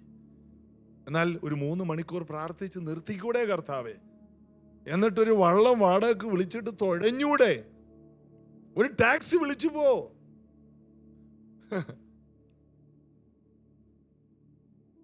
യോഹന്നാൻ 6:15 മുതൽ വായിക്കുമ്പോൾ, യേശു 5 അപ്പം വർദ്ധിപ്പിച്ച ഒരു കാരണത്താൽ യേശുവിനെ അവർ രാജാവാക്കാൻ നോക്കി. യേശു എന്ത് ചെയ്തു? തനിച്ച് മലയിലേക്ക് പോയെന്നാണ് 6:15. 16-ാമത്തെ വാക്യത്തിലോട്ട് വന്നേ. സന്ധ്യയായപ്പോൾ ശിഷ്യന്മാർ കടൽ പുറത്തേക്ക് ഇറങ്ങി. സന്ധ്യയായപ്പോൾ. എന്നാൽ യേശു പ്രഭാതത്തിലാണ് അവരുടെ അടുക്കൽ ചെല്ലുന്നത്. 12 മണിക്കൂർ യേശു പ്രാർത്ഥനയിൽ ഇരുന്നപ്പോൾ യേശുവിൻ്റെ ധൈര്യം എന്താണ്? യേശു എന്താണ് നമ്മെ പഠിപ്പിക്കുന്നത്? അതായത് വേഗത കൂടാൻ പിതാവിൻ്റെ കൂടെ സമയം ചെലവഴിച്ചാൽ മതി. ദൈവത്തോട് കൂടെ സമയം ചെലവഴിക്കുന്നവൻ എങ്ങും വൈകി പോകത്തില്ല, ഒന്നിലും വൈകി പോകത്തില്ല. എത്ര പേർ അതിനെ ആമേൻ പറയും? ദൈവത്തോടു കൂടെ സമയം ചെലവഴിക്കുക. സന്ധ്യയായപ്പോൾ ശിഷ്യന്മാര് കടൽപ്പുറത്തേക്ക് ഇറങ്ങി. 17 പടക് കയറി കടലക്കരെ കഫർന്നഹൂമിലേക്ക് യാത്രയായി. ഇരുട്ടായ ശേഷവും യേശു അവരുടെ അടുക്കൽ വന്നിരുന്നില്ല. യേശു പ്രാർത്ഥനയിലാണ്. ഒറ്റയ്ക്ക് മാറിയിരുന്ന് കർത്താവുമായിട്ട് സമയം ചെലവഴിക്കുന്ന നിങ്ങൾ ഒരിക്കലും വൈകിപ്പോകത്തില്ല. നിങ്ങളുടെ കാര്യങ്ങളെല്ലാം അതതിൻ്റെ സമയത്ത് ഭംഗിയായി നടക്കും. അതാണ് സഭാപ്രസംഗി പറയുന്നത്, അവൻ സകലതും അതതിൻ്റെ സമയത്ത് ഭംഗിയായി. ദൈവം വേഗതയുടെ ദൈവമാണ്. ഫിലിപ്പോസിനെ എടുത്തുകൊണ്ട് പോയതുപോലെ ദൈവം നിനക്കായിട്ട്, ആരും എത്താത്തിടത്ത് ദൈവം നിനക്കായിട്ട് പ്രത്യേക കാര്യങ്ങൾ ഒരുക്കി നിന്നെ അവിടെ എത്തിച്ചിരിക്കും. അവർ ആഗ്രഹിച്ച തുറമുഖത്ത് അവൻ അവരെ എത്തിച്ചു എന്ന സങ്കീർത്തനത്തിൽ കാണുന്നു. ആഗ്രഹിച്ച, ഇന്ന് ഇവിടെ ഇരുന്ന് ആഗ്രഹിക്കുന്ന, ദൈവസന്നിധിയിൽ നിന്ന് ആഗ്രഹിക്കുന്ന ഒരു നല്ല ഭാവിയില്ലേ, അവിടെ നമ്മൾ എത്തും. ഈ ഇരിക്കുന്ന കുഞ്ഞുങ്ങൾക്ക് മാത്രമല്ല ഭാവി. ഇന്നിവിടെ ആരെങ്കിലും 110 വയസ്സുള്ള ആരെങ്കിലും വന്നിട്ടുണ്ടെങ്കിൽ അവർക്കും ഒരു ഭാവിയുണ്ട്. 110 വയസ്സുള്ളവർ ചേർന്ന് ഒരു ഹല്ലേലൂയ പറഞ്ഞേ, ഒരാൾ പോലും ഇല്ല. ഓൺലൈനിൽ ചിലപ്പോൾ കാണും. അതുകൊണ്ട് ഭാവി എന്ന് പറയുന്നത് ഒരു ദിവസം ഉണ്ടെങ്കിൽ അതൊരു ഭാവിയാണ്. അതായത് 110 വയസ്സ് വരെ നടക്കാത്ത കാര്യം ഒരൊറ്റ ദിവസം കൊണ്ട് ചെയ്യാൻ കഴിയുന്ന ഒരു ദൈവത്തെയാണ് നാം സേവിക്കുന്നത്. ഹല്ലേലൂയ. ദൈവത്തെ കടന്ന് നാം വിശ്വസിക്കുകയാണ്. അപ്പോൾ സങ്കീർത്തനം 107 30 വാക്യമാണ്, ശാന്തത വന്നതുകൊണ്ട് അവർ അത്യന്തം സന്തോഷിച്ചു, അവർ ആഗ്രഹിച്ച തുറമുഖത്ത് അവൻ അവരെ എത്തിച്ചു. അവരാഗ്രഹിച്ച തുറമുഖത്ത്. നമ്മളെല്ലാം ഏതൊക്കെയോ തുറമുഖങ്ങളിൽ എത്തേണ്ടവരാണ്. ഇന്ന് ഒരുമിച്ച് കൂടിയിരിക്കുന്നു. എന്നാൽ നമ്മുടെ സമയമാകുമ്പോൾ ഇവിടെ പലരും കർത്താവാക്കിയ പല അനുഗ്രഹത്തിൻ്റെ തുറമുഖങ്ങളിലും കാലെടുത്ത് വെക്കുന്ന ഒരു സമയം വരും. എന്നിവിടെ ഇരിക്കില്ല, എന്നിവിടെ ഇരിക്കാൻ ഞാൻ സമ്മതിക്കാമില്ല. കർത്താവ് സമ്മതിക്കില്ല. നിങ്ങളുടെ അനുഗ്രഹത്തിൻ്റെ തുറമുഖങ്ങൾ, ആഗ്രഹിച്ച തുറമുഖങ്ങൾ, നിങ്ങൾ പ്രാർത്ഥിക്കുന്ന ചില തുറമുഖങ്ങൾ, നിങ്ങളുടെ സ്വപ്നങ്ങളും നിങ്ങളുടെ പദ്ധതികളും നിങ്ങളുടെ കുടുംബത്തെക്കുറിച്ച് നിങ്ങൾ വരച്ച ചിത്രങ്ങൾ, ഈ ആഗ്രഹിച്ച തുറമുഖത്ത് നിങ്ങൾ എത്താതിരിക്കില്ല. കാരണം നിങ്ങളുടെ മേലും എൻ്റെ മേലും പരിശുദ്ധാത്മാവുണ്ട്. പരിശുദ്ധാത്മാവ് ഉള്ളത് കൊണ്ട് നമ്മൾ കുടുംബമായി ആഗ്രഹിച്ച തുറമുഖത്തെത്തും. എത്ര പേര് അതിന് ആമേൻ പറയും? അതിന് സമയപരിമിതികളൊന്നുമില്ല. വേഗത്തിൽ കർത്താവ് ചെയ്യും. യോഹന്നാൻ 6:18 വാക്യം വായിച്ചേ. കൊടുങ്കാറ്റടിക്കിയാൽ കടൽ കോപിച്ചു. അടുത്തത് അവർ 4-5 നാഴിക ദൂരത്ത് വലിച്ച ശേഷം യേശു കടലിൻ്റെ മേൽ നടന്നു. പടകിനോട് സമീപിക്കുന്നത് കണ്ട് അവർ പേടിച്ചു. അവർ കടലിലെ കാറ്റും തിരമാലകളും നിമിത്തം അവരുടെ വേഗത കുറഞ്ഞുപോയി. ജീവിത സാഹചര്യം നമ്മുടെ വേഗതയെ കുറക്കുന്നുണ്ട്. നമുക്ക് നേരെ വരുന്ന പല കൊടുങ്കാറ്റുകൾ, നമ്മുടെ നേരെ വരുന്ന ചില തിരമാലകൾ നമ്മുടെ കണക്കുകൂട്ടലുകളെ തെറ്റിപ്പിക്കുന്നുണ്ട്. ഈ ശിഷ്യന്മാർ എത്ര തുഴഞ്ഞിട്ടും ഇതിൻ്റെ മുകളിൽ വരാൻ പറ്റുന്നില്ല. എത്ര ശ്രമിച്ചിട്ടും ഈ തിരമാലകളെ അതിജീവിക്കാൻ കഴിയുന്നില്ല. എത്ര കഷ്ടപ്പെട്ടിട്ടും. അതിൻ്റെ അർത്ഥം നമ്മുടെ കഷ്ടപ്പാട് കൊണ്ടോ നമ്മുടെ കഠിനാധ്വാനം കൊണ്ടോ പല പ്രതിസന്ധികളെ ജയിക്കാൻ കഴിയില്ല. യേശുവിനെ കൂടാതെ നമുക്ക് ഒന്നും ചെയ്യാൻ കഴിയില്ല.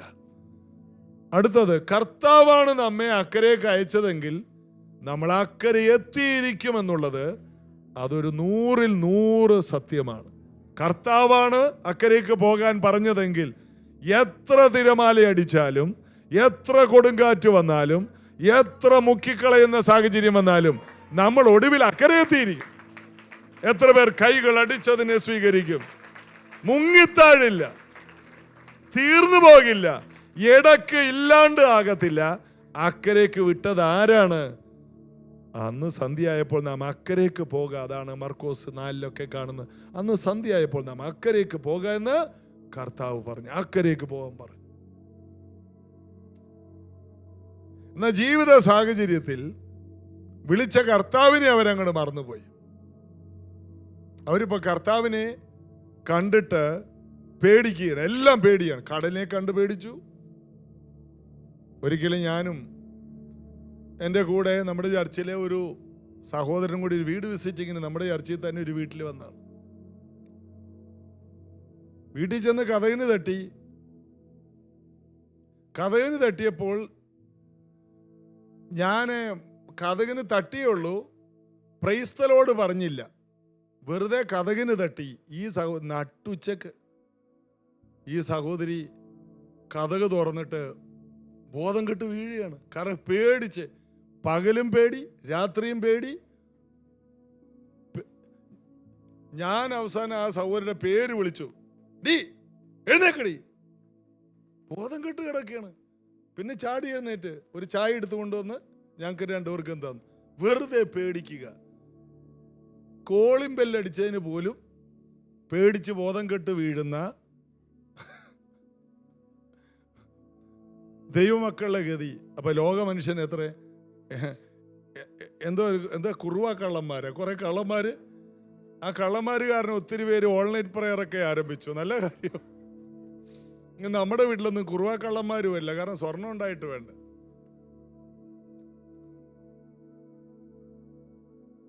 അവർക്ക് നമ്മുടെ സ്വർണം മാത്രം മതി.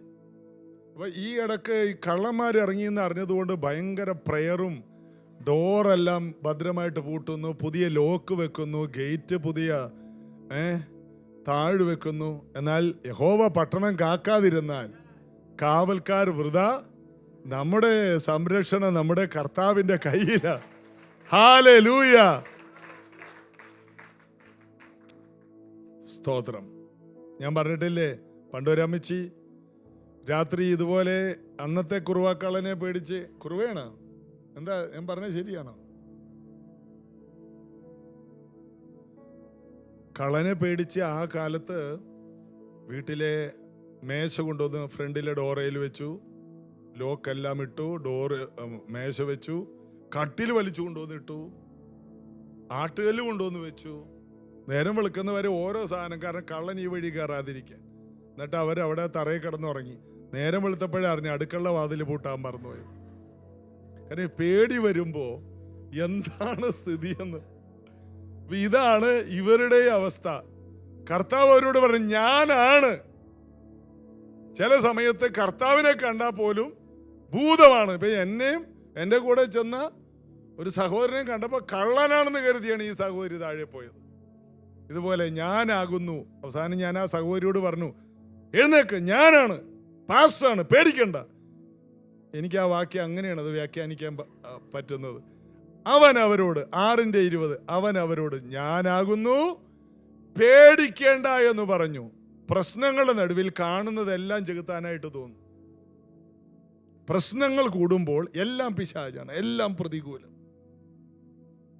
എന്നാൽ യേശു പറയുകയാണ്, ഞാനാകുന്നു. ഇവർ പേടിക്കുന്നതിന്റെ മുകളിൽ നിന്നുകൊണ്ടാണ് കർത്താവ് പറയുന്നത്. ഇവർ പേടിക്കുന്ന തിരമാല, ഇവർ പേടിക്കുന്ന ഇരുട്ട്, ഇവർ പേടിക്കുന്ന കടല്, ഇവരെ മുക്കിക്കളയുമെന്ന് പറയുന്ന പ്രശ്നത്തിന്റെ മുകളിലാണ് ആര് നിൽക്കുന്നത്? പ്രാർത്ഥിക്കുന്നവൻ നിൽക്കുന്നത്. യേശു പ്രാർത്ഥന പഠിപ്പിക്കുകയാണ്. എന്താണ്? പ്രാർത്ഥിക്കുന്നവൻ മുങ്ങിപ്പോകില്ല, പ്രാർത്ഥിക്കുന്നവൻ തീർന്നു പോകില്ല, പ്രാർത്ഥിക്കുന്നവൻ വൈകിപ്പോകത്തില്ല, പ്രാർത്ഥിക്കുന്നവന്റെ കാര്യങ്ങളൊന്നും മുടങ്ങിപ്പോകത്തില്ല. അക്കരയ്ക്ക് പോകാൻ ആഗ്രഹിച്ച തുറമുഖത്തോട്ട് പോകാൻ ഇറങ്ങിയവർ ഇടക്ക് വെച്ച് തീർന്നു പോകില്ല. എത്ര പേർ കൈകളെ തട്ടി അതിനെ സ്വീകരിക്കും? ആരും തീർന്നു പോകില്ല. അവൻ വേഗതയുടെ ദൈവമാണ്. പേടിക്കേണ്ട എന്ന് പറഞ്ഞു. 21-ാമത്തെ വാക്യം, അവരവനെ പടകിൽ കയറ്റുവാൻ ആഗ്രഹിച്ചു. ഉടനെ പടക് അവർ പോകുന്ന ദേശത്ത് എത്തിപ്പോയി. എത്തിയെന്നല്ല, എത്തിപ്പോയി. എത്തുമെന്ന് വിചാരിച്ചാൽ എത്തിപ്പോയി. അയ്യോ, ഞങ്ങൾ എത്തിയോ? ആഗ്രഹിച്ച തുറമുഖത്ത് അവരെത്തി, പോകാൻ ഉദ്ദേശിച്ച സ്ഥലത്തെത്തി. ഇവിടെ എത്തുമെന്ന് അവർ വിചാരിച്ചതല്ല, അവരവിടെ എത്തി. കാരണം എന്താണ്? പ്രാർത്ഥിക്കുന്നവൻ, പ്രാർത്ഥന പഠിപ്പിക്കുന്നവൻ, പ്രാർത്ഥനയ്ക്ക് മറുപടി തരുന്നവൻ ഇതാ ഭൂമിയിൽ വന്നിട്ട് ഈ പാവപ്പെട്ട മീൻപിടുത്തക്കാരെ പ്രാർത്ഥനയുടെ ശക്തി പഠിപ്പിക്കുകയാണ്. പ്രാർത്ഥിക്കുന്നവൻ, പിതാവിനോടുകൂടെ സമയം ചെലവഴിക്കുന്നവന്റെ ജീവിതത്തിൽ ഒന്നും മുടങ്ങിപ്പോകത്തില്ല. അവൻ ആ പടകിലേക്ക് കാലെടുത്ത് വെച്ചു. ഉടനെ പ്രാർത്ഥിക്കുന്നവൻ എവിടെ കാലെടുത്ത് വെക്കുന്നുവോ അത് പിന്നെ കിടന്ന് കറങ്ങത്തില്ല, അത് വേഗത്തിൽ ചലിക്കാൻ തുടങ്ങും. പ്രാർത്ഥിക്കുന്ന നിന്റെ വീട്ടിൽ ഇന്ന് മുതൽ അത് സംഭവിക്കും. പോരാ, എല്ലാവരും അതിനെ ഒന്ന് പ്രാപിച്ച് ഇത് പറയുമ്പോൾ തന്നെ ചില വീടുകളിൽ വൈകിപ്പോയ പലതും വേഗത്തിലാവുകയാണ്. വേഗത കൂടുകയാണ്, വേഗത കൂടുകയാണ്. യേശുവിൻ്റെ നാമത്തിൽ ഉടനെ അവർ അവനെ പടകിൽ കയറ്റാൻ ഇച്ഛിച്ചു. ഉടനെ എല്ലാം വേഗതയാണ്. പ്രാർത്ഥിക്കുന്നവന്റെ ജീവിതത്തിൽ വേഗത കൂടും. പരിശുദ്ധാത്മാവിൽ ആശ്രയിക്കുന്നവരുടെ ജീവിതത്തിൽ വേഗത കൂടും. ദൈവത്തിന്റെ വിളിയുള്ളവന്റെ ജീവിതത്തിൽ വേഗത കൂടും. അതുകൂടി ഞാനൊന്ന് വേഗത്തിൽ പറയട്ടെ. അപ്പോസ്തല പ്രവൃത്തി 27-ാം അധ്യായത്തിൽ ഒരു കപ്പലിൽ ഈശാനമൂലൻ എന്ന കൊടുങ്കാറ്റടിച്ചു. ആ കപ്പലിൽ ചില വിശ്വാസികളുണ്ട്, അവരെല്ലാം തടവ് പുള്ളികളാണ്. ആ തടവ് പുള്ളികളിൽ ഒരാളാണ് ആര്? പൗലോസ് അപ്പോസ്തലൻ. ഈ കപ്പലിന് നേരെ വലിയ കാറ്റടിച്ചു. 276 പേര് അതിനകത്തുണ്ട്. 276 പേരിൽ പൗലോസും ശീലാസും ഉണ്ടെന്ന് ചരിത്രം പറയുന്നു. വേറെ ഏതൊക്കെ ശിഷ്യന്മാർ അതിൽ തടവുള്ളികളായിട്ടുണ്ടെന്ന് അറിയില്ല. പ്രധാനപ്പെട്ടവർ 2 പേരുമുണ്ട്. ബാക്കി 274 പേരും ജീവിക്കുമെന്നുള്ള ആശ നഷ്ടപ്പെട്ടു പോയവർ. അവരാഗ്രഹിച്ച തുറമുഖത്തെത്തുമെന്ന് വിചാരിച്ചില്ല അവർ. കാരണം ഈ കാറ്റത്ര ഭയങ്കരമാണ്. അവരുടെ ചരക്ക് മുഴുവനും വെള്ളത്തിൽ കളഞ്ഞു. അതവരുടെ സ്വപ്നങ്ങളായിരുന്നു, അതാണ് അവരുടെ ഭാവി, അതാണ് അവരുടെ സമ്പത്ത്. അവരുടെ സ്വപ്നങ്ങൾ മുഴുവനും വെള്ളത്തിൽ കളഞ്ഞു. ഇപ്പോൾ കപ്പലിന്റെ ഭാരം കുറക്കാൻ ബാക്കിയെല്ലാം കളയുകയാണ്. ജീവിക്കുമെന്നുള്ള ആശ നഷ്ടപ്പെട്ടു പോയെന്നാണ് അപ്പോസ്തല പ്രവൃത്തി 27-ന്റെ 20-ാം വാക്യം. വളരെ നാളായിട്ട് സൂര്യനെയോ നക്ഷത്രങ്ങളെയോ കാണാതെയും വല്ലാതെ കൊടുങ്കാറ്റടിച്ച് ഇരിക്കിയാൽ ഞങ്ങൾ രക്ഷപ്പെടുമെന്നുള്ള ആശ ഒക്കെയും അറ്റുപോയി. ഇങ്ങനൊരവസ്ഥ ഇടക്ക് വരാം. രക്ഷപ്പെടുമെന്നുള്ള ആശ പോകും. ആശ പോയാലും സഭയിൽ വരും, ആശ പോയാലും പാട്ട് പാടും, ആശ പോയാലും എഴുന്നേറ്റ് നിൽക്കും, ആശ പോയാലും കൈവീശും, ആശ പോയാലും സ്തോത്രാഴ്ചയിടും. കാരണം വരാതിരിക്കാൻ പറ്റത്തില്ല. കർത്താവ് കൊണ്ടുവന്ന് ഇരുത്തുകയാണ്. ഇടക്ക് ആശ നഷ്ടപ്പെടും. ഇനി ജീവിക്കാൻ കഴിയുമോ? ഇറങ്ങിയ കാലത്ത് ഭയങ്കര പ്രതീക്ഷകളാണ്, പ്രത്യാശയാണ്, വിശ്വാസമാണ്. എന്നാൽ പലതും സമയത്ത് നടന്നില്ലല്ലോ എന്ന് കാണുമ്പോൾ ഇനിയൊന്നും നടക്കാൻ പോകുന്നില്ല, ആശ അറ്റുപോകുന്ന ഒരനുഭവം പിശാച് കൊണ്ടുവന്ന് മടുപ്പിന്റെ ആത്മാവിനെ കൊണ്ടുവന്ന് വിതറും. എന്നാൽ ഇന്ന് ഇത് കേൾക്കുന്ന ഓരോ മക്കളും അറിയണം, അതിൽ നിന്നെല്ലാം ഇന്നത്തെ ആരാധനയിൽ നമ്മൾ പുറത്തു വരികയാണ്. ഇവൻ ഇനി ജയിക്കില്ല. പിശാചിന്റെ ഈ പദ്ധതികളെല്ലാം ഇന്ന് നമ്മൾ പൊളിക്കുകയാണ് യേശുവിന്റെ നാമത്തിൽ. രക്ഷപ്പെടുമെന്ന ആശ ഒക്കെയും അറ്റുപോയി. ചില രോഗങ്ങൾ, ഡോക്ടർമാർ പറയുന്ന റിപ്പോർട്ടുകൾ, ഇതിന് ഇനി വൈദ്യശാസ്ത്രത്തിൽ അതില്ല ഇതില്ല. ഇതിൻ്റെ പേര് കേൾക്കുമ്പോൾ തന്നെ നമ്മൾ പേടിച്ചു പോകും. ചെറിയ രോഗമാണ്, പക്ഷെ അതിൻ്റെ പേര് കേട്ടാൽ ഇസറ്റിലാണ് ആരംഭിക്കുന്നത്. അത് വായിക്കാനും പറ്റത്തില്ല. അങ്ങനത്തെ രോഗമാണ് കൊച്ചു കേരളത്തിലുള്ള കൊച്ചു ഗ്രാമത്തിൽ പാർക്കുന്ന കുട്ടപ്പനുള്ളത്. കേൾക്കുമ്പോൾ തന്നെ നമ്മൾ പേടിച്ചു. ഇത്രയും വലിയ രോഗമോ? പണ്ടാരോ ചോദിച്ചതുപോലെ ഒരാളോട് ചോദിച്ചു, ഡിക്ഷണറി വായിച്ചിട്ടുണ്ടോ? അപ്പോൾ മറ്റവൻ പറഞ്ഞു വായിച്ചിട്ടുണ്ട്. അവസാനം കരഞ്ഞു പോയെന്ന്. കാരണം ഡിക്ഷണറി എന്ന് പറഞ്ഞാൽ നോവലാണെന്ന് അവൻ വിചാരിച്ചു. വാസ്തവത്തിൽ ഡിക്ഷണറി വായിച്ചാൽ ഏറ്റവും ഒടുവിലെത്തിയ കരഞ്ഞു. കാരണം Q, Z ഇതിനകത്തുള്ള അക്ഷരമൊക്കെ നമ്മളെ എങ്ങനെ വായിക്കാനാണ്? ഇതുപോലെയാണ് പല രോഗങ്ങളും. നടുവേദന എന്ന് പറഞ്ഞാൽ മതി, ഇതങ്ങനെയല്ല. അതിനെ ശാസ്ത്രീയമായിട്ട് ഇങ്ങനെയാണ് പറയുന്നത്. അങ്ങനെ നമ്മളെ പേടിപ്പിച്ച് കളയും. ഇതിന് മരുന്നില്ലെന്ന്.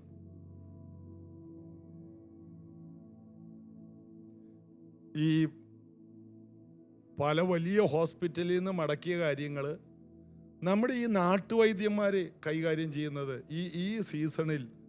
കാരണം ഇതിന് വൈദ്യശാസ്ത്രത്തിൽ മരുന്നില്ലെന്ന്. നാട്ടുവൈദ്യന്മാർ ഇങ്ങോട്ട് വന്നേ, അങ്ങോട്ട് കിടന്നേ, അയാൾ കുറച്ച് എന്തോ എണ്ണയൊക്കെ ചൂടാക്കി ഒന്ന് പുരട്ടി 2 ഇടിയും 1 ചവിട്ടും പൊയ്ക്കോളാൻ പറഞ്ഞു. ആള് റെഡിയായി. അപ്പൊ ഇതിനെയൊക്കെ പറഞ്ഞു പേടിപ്പിച്ചതാണ്. നമ്മുടെ ചർച്ചിലെ ഒരു അച്ചായൻ ഇവിടെ ഇരിപ്പുണ്ട്. വീണ് കൈയുടെ കുട തെറ്റിപ്പോയി. ഇതിനെ ഒന്നും ചെയ്യാൻ ഡോക്ടർമാരാണെങ്കിൽ അത് ചെയ്യണം, സർജറി ചെയ്യണം. ഒരു വൈദ്യൻ്റെ അടുത്തോട്ട് പോയി.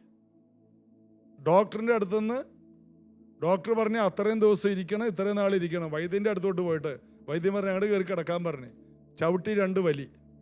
അപ്പം തന്നെ റെഡിയായി. പിറ്റേ ദിവസം ജോലിക്കും പോയി. ഇവിടെ ഇരിപ്പുണ്ട്. കാരണം എന്താണ്? ഈ വൈദ്യന് ഈ വൈദ്യശാസ്ത്രത്തിൻ്റെ വലിയ ഗവേഷണമൊന്നും അറിയില്ല. 1 ചവിട്ട് 1 വലി. കൂടുതൽ പഠിക്കുമ്പോഴാണ് പേടി. അവിടെ തൊടരുത്, ഇവിടെ തൊടരുത്, അവിടെ ആ മർമ്മമുണ്ട്. ഒത്തിരി മർമ്മം അറിയാത്ത വൈദ്യന് 2 ചവിട്ട് 1 വലി. കാര്യം റെഡിയാ.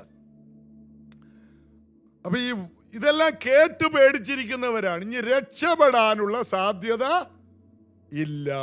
ഇനി രക്ഷപ്പെടില്ല. ഈ രോഗം വന്ന രക്ഷപ്പെടില്ല. ഇതുപോലത്തെ ഒരു കടം വന്നിട്ട് ആരും കരകയറിയിട്ടില്ല. ഇങ്ങനൊരു വിഷയം വന്ന ഒരു വീടും ഇതുവരെ ജീവിച്ചിരിപ്പില്ല. ഇങ്ങനൊരു ചിന്താഗതിയെ പിശാച് നമ്മുടെ മനസ്സിലിട്ട് ഉള്ള പ്രാർത്ഥന പോലും ഇല്ലാണ്ടാക്കും. ഉള്ള സമാധാനം പോലും കെടുത്തിക്കളയും. ഇല്ല, ഇനി എൻ്റെ വീട് രക്ഷപ്പെടുമെന്ന് തോന്നുന്നില്ല, ഇനി എൻ്റെ കുടുംബജീവിതം നന്നാകുമെന്ന് തോന്നുന്നില്ല, ഇനി എൻ്റെ പിള്ളേർ രക്ഷപ്പെടുമെന്ന് തോന്നുന്നില്ല. ഇതിൻ്റെ നടുവിലാണ് ആര്? 14 ദിവസമായിട്ട് ആ കപ്പലിനകത്ത് ഒരാൾ മിണ്ടാതിരിപ്പുണ്ട്. ആരാണ് പറ? പൗലോസ്. എന്നാൽ 14-ാമത്തെ ദിവസം അദ്ദേഹം എഴുന്നേറ്റു. ആശ, എല്ലാവരുടെയും ആശ അറ്റുപോയപ്പോൾ, ജീവിതം ഇനി ഇല്ലെന്ന് എല്ലാവരും ഒരുമിച്ച് ഉറക്കെ പ്രഖ്യാപിച്ചു. ഇനി ഒരു ജീവിതമില്ല, ഇനി വീട് കാണത്തില്ല, ഇനി കര കാണത്തില്ല എന്ന് പറഞ്ഞപ്പോൾ ആരെഴുന്നേറ്റു? പൗലോസ് എഴുന്നേറ്റു. 21-ാമത്തെ വാക്യം. അവർ വളരെ പട്ടിണി കിടന്ന ശേഷം. വളരെ പട്ടിണി കിടക്കാൻ കാരണം എന്താണെന്ന് അറിയാമോ? കഴിക്കാനില്ലാഞ്ഞിട്ടല്ല. കഴിക്കാൻ അതിനകത്ത് പൊറോട്ടയും ബീഫും ഇരിപ്പുണ്ട്. ചൂടാക്കി കഴിച്ചാൽ മതി. അല്ല, ചൂടാക്കണം വേണ്ട. വിശന്നാല് ചൂടാക്കേണ്ട ആവശ്യമുണ്ട്. ഇതെല്ലാം വിശപ്പൊക്കെ ഇല്ലാത്തപ്പോഴല്ലേ ചൂടാക്കി കഴിക്കുന്നത്. വളരെ പട്ടിണി കിടന്ന ശേഷം പൗലോസ് അവരുടെ നടുവിൽ എഴുന്നേറ്റു നിന്നുകൊണ്ട് പറഞ്ഞു, പുരുഷന്മാരെ, എൻ്റെ വാക്കനുസരിച്ച് ക്രേത്തയിൽ നിൽക്കാതെയും ഈ കഷ്ടനഷ്ടങ്ങൾ സമ്പാദിക്കാതെയും ഇരിക്കേണ്ടതായിരുന്നു. അടുത്തത്, എങ്കിലും ഇപ്പോൾ ധൈര്യപ്പെടുവിൻ, ഞാൻ നിങ്ങളോട് അപേക്ഷിക്കുന്നു, കപ്പലിനല്ലാതെ നിങ്ങളുടെ ആരുടെയും പ്രാണന് ഹാനി വരികയില്ല. 23-ാം വാക്യം. എൻ്റെ ഉടയവനും ഞാൻ സേവിച്ചു വരുന്നവനുമായ ദൈവത്തിൻ്റെ ദൂതൻ ഈ രാത്രിയിൽ എൻ്റെ അടുക്കൽ വന്ന്. ഈ കൊടുങ്കാറ്റിൽ ആര് വന്നു? ദൂതൻ വന്നു. ഏത് കൊടുങ്കാറ്റിലും ആർക്ക് വരാൻ പറ്റും? ആമേൻ. ബന്ധുക്കൾക്ക് വരാൻ പറ്റില്ല. സ്വന്തക്കാർക്ക് ഞാൻ ലോകാവസാനത്തോളം എല്ലാ നാളും കൂടെ ഇരിക്കാമെന്ന് പറഞ്ഞവൻ മാത്രമേ അവിടെ കാര്യങ്ങൾ ചെയ്യൂ. ആർക്കും വരാൻ കഴിയാത്ത ചില സ്ഥലങ്ങളുണ്ട് നമുക്ക്. വെന്റിലേറ്ററിൽ കിടക്കുമ്പോൾ ആര് സ്വന്തം ഭാര്യയെ ഭർത്താവിനെ കയറ്റിവിടുവോ? ഇല്ല. അവിടെ കുറെ മിഷൻ പിടിപ്പിച്ച് കിടക്കുകയാണ്. അതിൻ്റെ നടുവിൽ ഇറങ്ങി വരുന്ന ദൂതനുണ്ടെന്ന്. ആരും ഇറങ്ങി വരാത്തിടത്തും വിടുവിക്കാനും സഹായിക്കാനും രക്ഷിക്കാനും കഴിയുന്ന ഒരു കർത്താവുണ്ട്. പൗലോസേ, ആ ദൂതൻ ഇറങ്ങി വന്നിട്ട് ആദ്യം പറഞ്ഞത്, പൗലോസേ ഭയപ്പെടരുത്, നീ പേടിക്കരുത്. എല്ലാവരും പേടിച്ചാലും നീ പേടിക്കരുത്. പൗലോസേ, നിങ്ങൾ പേടിക്കരുതെന്നല്ല പറഞ്ഞത്, പൗലോസേ പേടിക്കരുത്. ദൈവ വിളിയുള്ളവന്റെ അടുക്കൽ ദൈവം തന്റെ ദൂതന്മാരെ അയക്കും. ഏത് പ്രതികൂലത്തിന്റെ നടുവിലും ഇറങ്ങി വരുന്ന ദൈവത്തിന്റെ ദൂതന്മാരുണ്ട് നിനക്ക് വേണ്ടി. ഈ ഡിസംബർ മാസം നിന്റെ പ്രതികൂലത്തിന്റെ ഒത്ത നടുക്ക് ആർക്കും വിടുവിക്കാൻ കഴിയാത്തിടത്ത് ഇറങ്ങി വരുന്ന ദൂതന്മാരുണ്ട്. നിങ്ങളത് കാണാൻ പോവുകയാണ്. നിങ്ങളുടെ വീട്ടിൽ അത് കാണാൻ പോവുകയാണ്. എത്ര പേര് അതിന് ആമേൻ പറയും? നിങ്ങളുടെ പ്രാർത്ഥനാ മുറിയിൽ കൊർന്നല്യോസിന്റെ മുറിയിൽ ഇറങ്ങിയതുപോലെ, നിങ്ങൾ കിടക്കുന്ന ജയിലിൽ, കാരാഗ്രഹത്തിൽ, ഒറ്റപ്പെടലിൽ പത്രോസിന്റെ അടുക്കൽ ദൂതൻ അറയിൽ ഇറങ്ങി വന്നതുപോലെ, മടുത്ത് മരവിച്ച് ഇനി ഒരു ജീവിതമില്ല, മരിച്ചാ മതി എന്ന് പറഞ്ഞ് ചൂരച്ചെടിയുടെ തണലിൽ കിടന്നുറങ്ങുന്ന ഏലിയാവിന്റെ അടുക്കൽ ദൂതൻ ഇറങ്ങി വന്നതുപോലെ നിന്റെ അടുക്കൽ, നിന്റെ സങ്കടങ്ങളിൽ, നിന്റെ ഒറ്റപ്പെടലിൽ ഇതാ നിനക്ക് വേണ്ടി മാത്രം ഇറങ്ങി വരാൻ ദൈവം ചിലരെ കൽപ്പിച്ചാക്കിയിട്ടുണ്ട്. എത്ര പേരതിനെ സ്വീകരിക്കും? ഈ വചനങ്ങൾ വിശ്വസിക്കുന്നവർ അതിനെ വിശ്വസിക്ക്. ഇന്ന് എല്ലാ നിരാശകളും പുറത്തു പോകട്ടെ. ഈ പുതിയ മാസം മുതൽ വലിയൊരു വിശ്വാസം എൻ്റെ വീട്ടിലിറങ്ങും. എൻ്റെ വീട്ടിൽ ദൈവദൂതൻ ഇറങ്ങും. എൻ്റെ യാത്രയിൽ ദൈവദൂതൻ ഇറങ്ങും. ഞാൻ പോകുന്നിടത്ത് ദൈവദൂതൻ ഇറങ്ങും. എൻ്റെ പ്രതികൂലത്തിൽ ദൈവത്തിൻ്റെ ദൂതൻ എനിക്ക് വേണ്ടി കർത്താവ് അയക്കും. ഒരു ദൂതൻ ഇറങ്ങി വന്നിട്ട്, പൗലോസേ ഭയപ്പെടരുത്, നീ കൈസരുടെ മുമ്പിൽ നിൽക്കേണ്ടതാകുന്നു. അടുത്തത്, നിന്നോടുകൂടെ യാത്ര ചെയ്യുന്നവരെയൊക്കെയും ദൈവം നിനക്ക് ദാനം ചെയ്തിരിക്കുന്നു. അതിൻ്റെ അർത്ഥം നീയാണ് തീരുമാനിക്കുന്നത് ഈ കപ്പലിൽ ഉള്ളവർ നശിക്കണോ ജീവിക്കണോ എന്ന്. നിന്റെ കയ്യിലാണ്. കപ്പൽ തകർന്നാലും നിങ്ങളാരും തകരില്ല. അപ്പൊ നമ്മൾ ചവിട്ടി നിൽക്കുന്നത് പോലും, ഒരുപക്ഷെ ചവിട്ടി നിൽക്കുന്ന സ്വന്തം ഭൂമി പോലും പോയാലും നീ പോകത്തില്ലെന്ന് ഇതുപോലെ ഉറപ്പ് തരാൻ ഈ ഭൂമിയിൽ വേറെ ആരുണ്ട്? ഇതാണ് കർത്താവിലുള്ള ബലം, കർത്താവിലുള്ള ധൈര്യം. കൈകളെ തട്ടിക്കൊണ്ട് ഒടുവിൽ കർത്താവിലും അവന്റെ അമിത ബലത്തിലും ശക്തിപ്പെടുക. ഇതെല്ലാം പെട്ടെന്നാണ് നടന്നത്. 14 ദിവസം കാണാത്ത ഒരു വിടുതൽ പെട്ടെന്നൊരു ദൂതൻ അവിടെ ഇറങ്ങി വന്നു. 14 ദിവസമായി ഇനി ജീവിക്കാൻ കഴിയുമെന്നുള്ള എല്ലാവരുടെയും ആശ നഷ്ടപ്പെട്ടപ്പോൾ പൗലോസ് വേദനയോടെ ഓർത്ത് കാണും, ദൈവമേ എന്നോട് എന്തോരം ദൂതുള്ളതാണ്. ഇവരെല്ലാം ദൈവമില്ലാത്തവരാണ്, എന്നാൽ എന്നോട് എന്തോരം വാഗ്ദത്തമുള്ളതാണ്. അങ്ങ് എവിടെയാണ്? ഉടനെ ഒരു ദൂതൻ ഇറങ്ങി. വാഗ്ദത്തങ്ങളെ ഓർക്കുന്ന ദൈവ പൈതലേ, നിന്നെക്കുറിച്ച് ദൈവം എന്തെങ്കിലും പറഞ്ഞിട്ടുണ്ടോ? ആമേൻ. ആ വാഗ്ദത്തം ഓർപ്പിക്കാൻ, പൗലോസിനെ ബലപ്പെടുത്താൻ, അവൻ്റെ ഉള്ളിൽ വരുന്ന ഭയം, അതായത് പൗലോസിനോട് ഭയപ്പെടരുത് എന്ന് പറയാൻ കാരണം എന്താണ്? നിങ്ങൾ പറ. എന്തുകൊണ്ടാണ് പൗലോസിനോട് ദൂതൻ ഭയപ്പെടരുതെന്ന് പറഞ്ഞത്? ദൂതൻ പറയാൻ കാരണം പൗലോസ് ഈ പ്രതികൂലത്തിൽ പേടിച്ചുപോയി. ഭൂമിയിൽ ജീവിച്ചിരുന്ന ഏറ്റവും വലിയ അപ്പോസ്തലനായ പൗലോസ് പോലും പേടിക്കത്തക്ക രീതിയിൽ ഒരു പ്രതികൂലമായിരുന്നു ആ പ്രതികൂലം. 14 ദിവസമായിട്ട് സൂര്യനെയും ചന്ദ്രനെയും കാണുന്നില്ല, ഇരുട്ട് മാത്രം. ഈ കപ്പൽ എങ്ങോട്ടാ പോകുന്നതെന്ന് അറിയില്ല. എല്ലാം തീർന്നുകൊണ്ടിരിക്കുകയാണ്. രക്ഷപ്പെടുമെന്ന് ആരും പറയുന്നില്ല. എല്ലാ വീട്ടിലും എല്ലാവരും കരയാണ്. കപ്പലിൻ്റെ ഉടമസ്ഥൻ കരയുന്നു, കപ്പലിൻ്റെ ക്യാപ്റ്റൻ കരയുന്നു, പട്ടാളക്കാർ കരയുന്നു. ഏതെല്ലാം വാളും കുന്തവും കയ്യിലുണ്ടെങ്കിലും കുടുംബം എന്നുള്ളത് എല്ലാവരുടെ സ്വപ്നമാണ്. അവർക്ക് ആഗ്രഹിച്ചൊരു തുറമുഖമുണ്ട്. ആ തുറമുഖത്ത് അവരെത്തുന്നില്ല. എല്ലാവരുടെ അകത്ത് നിരാശ വന്നു കയറി. പ്രശ്നങ്ങൾ നിരാശയിലേക്ക് നമ്മെ തള്ളിയിടും. ഇതാ പൗലോസും ക്ഷീണിക്കാൻ തുടങ്ങി. ഉടനെ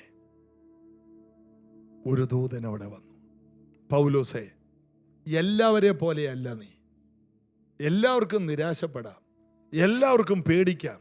എന്നാൽ നിനക്ക് പേടിക്കാൻ അവസരമില്ല. കാരണം നീ വ്യത്യസ്തനാണ്, നീ ദൈവവിളിയുള്ളവനാണ്. നിന്നെ ഞാൻ വിളിച്ചു വേർതിരിച്ചത് അമ്മയുടെ ഉദരത്തിൽ ഉരുവാകുന്നതിന് മുമ്പാണ്. നീ കേവലം ഒരു കൊടുങ്കാറ്റിൽ തീരേണ്ടവനല്ല, നീ അനേകരുടെ പ്രശ്നങ്ങൾ തീർക്കേണ്ടവനാണ്, അനേകരുടെ രോഗങ്ങൾ തീർക്കേണ്ടവനാണ്, അനേകരുടെ ശാപങ്ങളെ മാറ്റേണ്ടവനാണ്, അനേകരുടെ ബന്ധനങ്ങളെ അഴിക്കേണ്ടവനാണ്, അനേക മരിച്ചവരെ ഉയർപ്പിക്കേണ്ടവനാണ്. അനേക രാജ്യത്ത് ഉണർവിന്റെ തീ കൊടുക്കാൻ ഞാൻ തെരഞ്ഞെടുത്ത മാനപാത്രമാണ് നീ. നീ പേടിക്കരുത്. എല്ലാവരും പേടിച്ചാലും നീ പേടിക്കരുത്. നീ കൈസറുടെ മുമ്പിൽ നിൽക്കും. അതായത് ആ കാലഘട്ടത്തിലെ ഏറ്റവും വലിയ രാജാവിൻ്റെ മുൻപിൽ നിന്നുകൊണ്ട് നീ എന്നെ സാക്ഷിക്കും, എന്നെ കുറിച്ച് പ്രസംഗിക്കും. മറ്റൊരുത്തരിലും രക്ഷയില്ല. യേശുവെന്ന നാമമാണ് ഏറ്റവും വലിയ നാമമെന്ന് ആ കാലത്തെ ഏറ്റവും വലിയ രാജാക്കന്മാരോട് പോലും പറയുവാൻ ചില രാജകീയ ശുശ്രൂഷ പൗലോസേ നിന്റെ മുൻപിലുണ്ട്. എല്ലാവരിലും ഒരാളല്ല നീ. നീ കപ്പലിൽ ഉള്ളത് കൊണ്ട് ബാക്കിയുള്ളവർക്കും വിടുതല. എല്ലാവരെയും ഞാൻ നിനക്ക് തന്നിരിക്കുകയാണ്. നിന്റെ കയ്യിലാണ്. നീയാണ് അവരുടെ ജീവിതത്തിൽ ഇനി എല്ലാം നിയന്ത്രിക്കുന്നത്. പൗലോസ് ധൈര്യപ്പെട്ടു. പൗലോസ് ചാടി എഴുന്നേറ്റു. 14 ദിവസം ഇല്ലാത്ത ഒരു ഊർജം, 14 ദിവസം ഇല്ലാത്ത ശക്തി. 12-ാം ദിവസം പൗലോസിനെ കാണുന്നില്ല. 10-ാം ദിവസം പൗലോസ് അനങ്ങുന്നില്ല. 7-ാം ദിവസം പൗലോസിനെ കാണുന്നില്ല. എന്നാൽ ദൈവിക ഇടപെടലുകൾ ഉണ്ടായ ഉടനെ പൗലോസ് ചാർജായി. ഇതുപോലെ ക്ഷീണിച്ച് തളർന്ന് ജീവിതത്തിന് നേരെ വന്ന കൊടുങ്കാറ്റിൽ ഒതുങ്ങിക്കിടക്കുന്ന ചിലർ ദൈവിക ഇടപെടലുകൾ നിമിത്തം ചാടി എഴുന്നേക്കാൻ പോവുകയാണ്. ഇതിനകത്ത് നിങ്ങൾ ചാർജാകാൻ പോവുകയാണ്. നിങ്ങൾ എഴുന്നേൽക്കും. നിങ്ങളുടെ കൂടെയുള്ള എല്ലാവരെയും നിങ്ങളായിരിക്കും ബലപ്പെടുത്തുന്നത്. നിങ്ങൾ ആയിരങ്ങളെ ധൈര്യപ്പെടുത്തും. നിങ്ങൾ ആയിരങ്ങളെ ശക്തീകരിക്കും.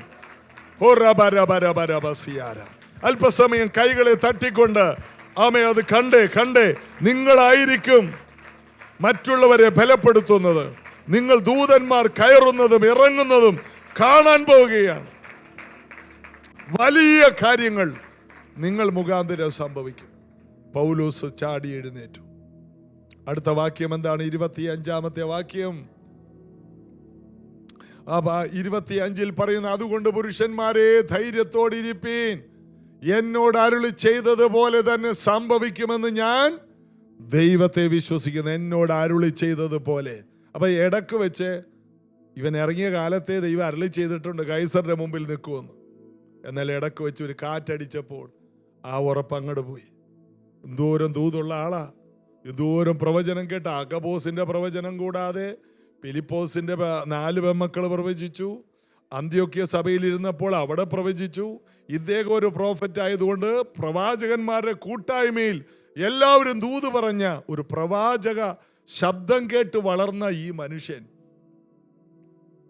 പെട്ടെന്ന് തളർന്നു പോയി, ക്ഷീണിച്ചു പോയി. ഇതാണ് മനുഷ്യൻ. ഇതാണ് രക്ഷിക്കപ്പെട്ടവരായാൽ പോലും സാഹചര്യങ്ങൾ കണ്ട് പകച്ച് നമ്മൾ മടുപ്പായി പോവും.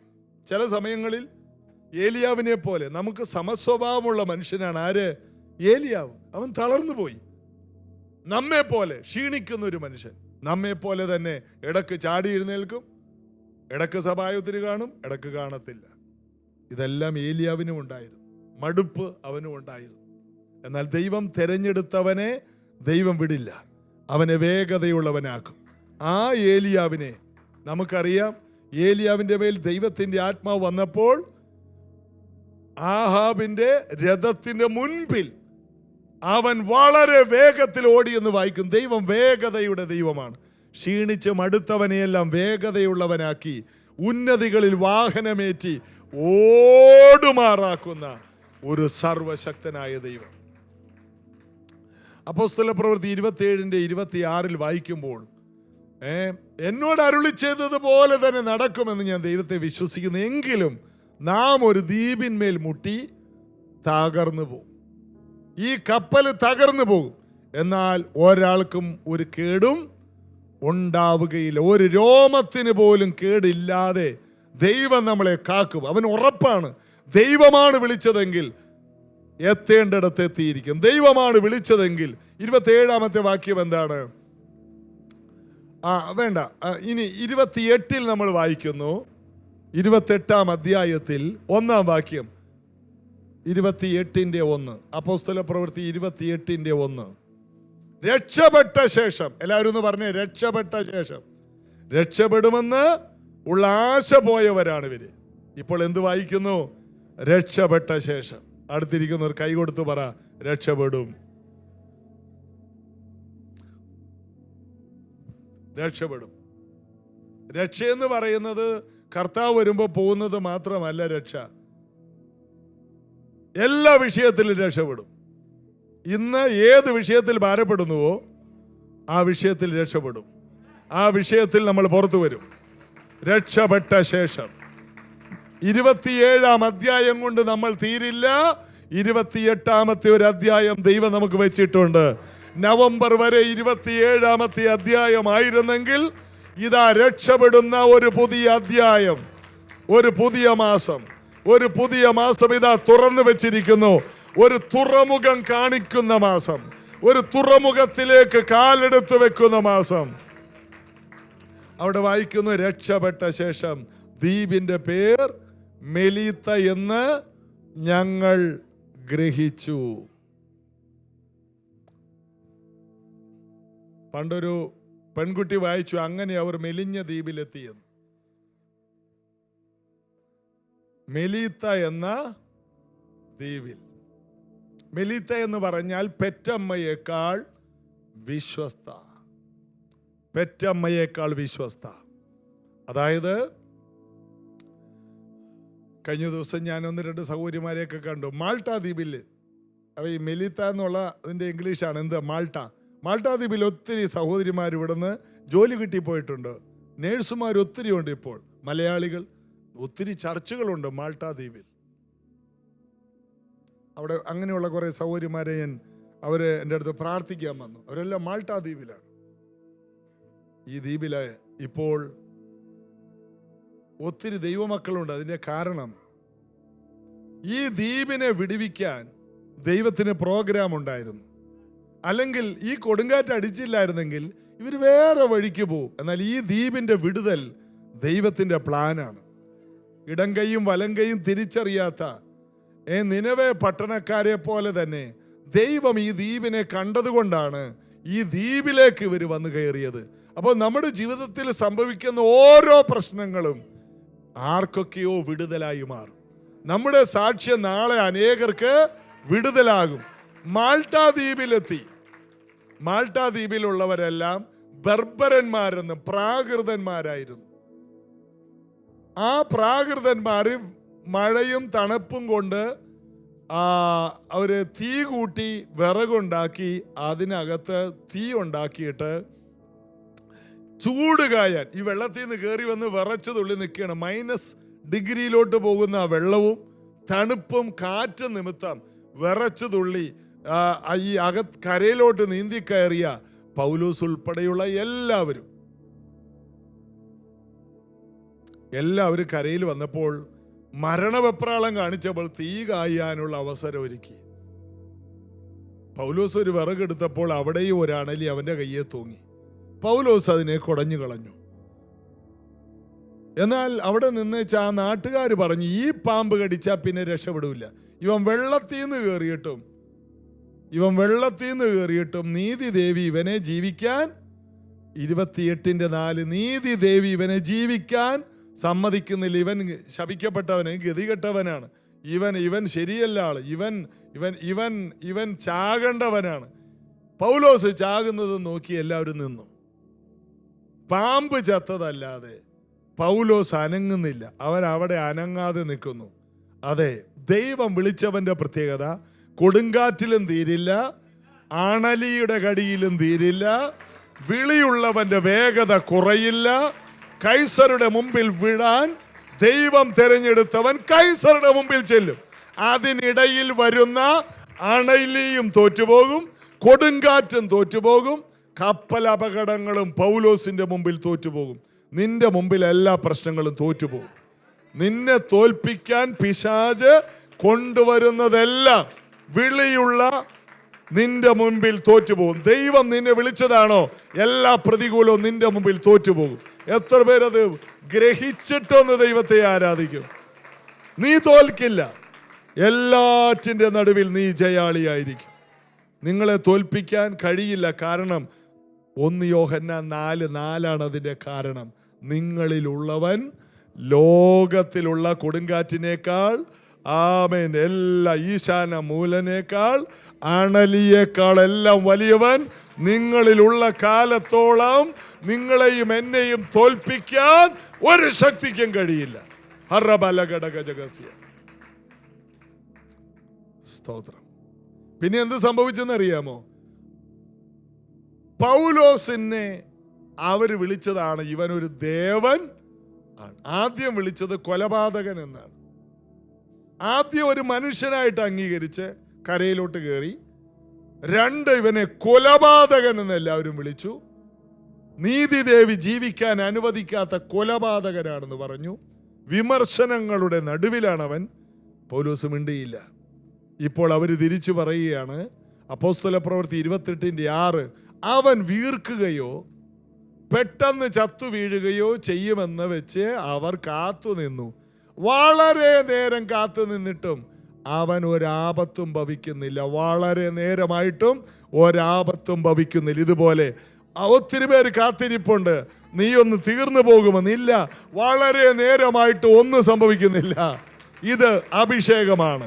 ഇത് ദൈവ വിളിയുടെ പ്രത്യേകതയാണ്. ഇത് ദൈവം തെരഞ്ഞെടുത്തവന്റെ മേൽ വ്യാപരിക്കുന്ന അളവറ്റ ശക്തിയുടെ ആത്യന്ത വലിപ്പമാണ്. എത്ര പേര് അതിന് ആമേൻ പറയും?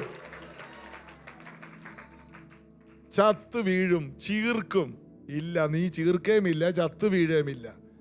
അവർ കാത്തു നിന്നു. എത്ര പേര് കാത്തു നിന്നാലും നിനക്കൊരു കേടും വരില്ല. എല്ലാവരും ഓർക്കും ഡെഡ് ബോഡി ആകുമെന്ന്. ഇല്ല, ഡെഡ് ബോഡി ആകത്തില്ല.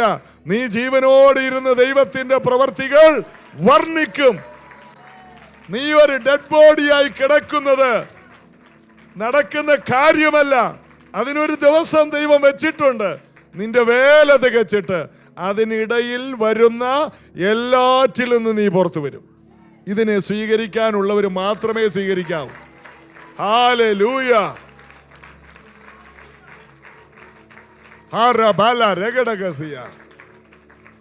ഇന്ന് ഇതെല്ലാം അങ്ങോട്ട് സ്വീകരിക്കുക. ഡിസംബർ മാസം 1-ാം തീയതി മുതൽ ഒരു വിശ്വാസത്തിന്റെ ചുവട് വെക്കാൻ, ഒരു വേഗത കൂട്ടുന്ന ഒരു അഭിഷേകത്തിലേക്ക് ചുവട് വെക്കാൻ ദൈവം നമ്മെ വിളിച്ചിരിക്കുകയാണ്.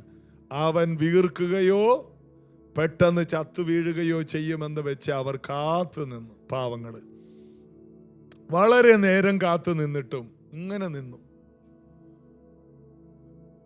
ഈ മനുഷ്യൻ എന്താ ചാകാത്ത? ഈ മനുഷ്യൻ എന്താ വീഴാത്ത?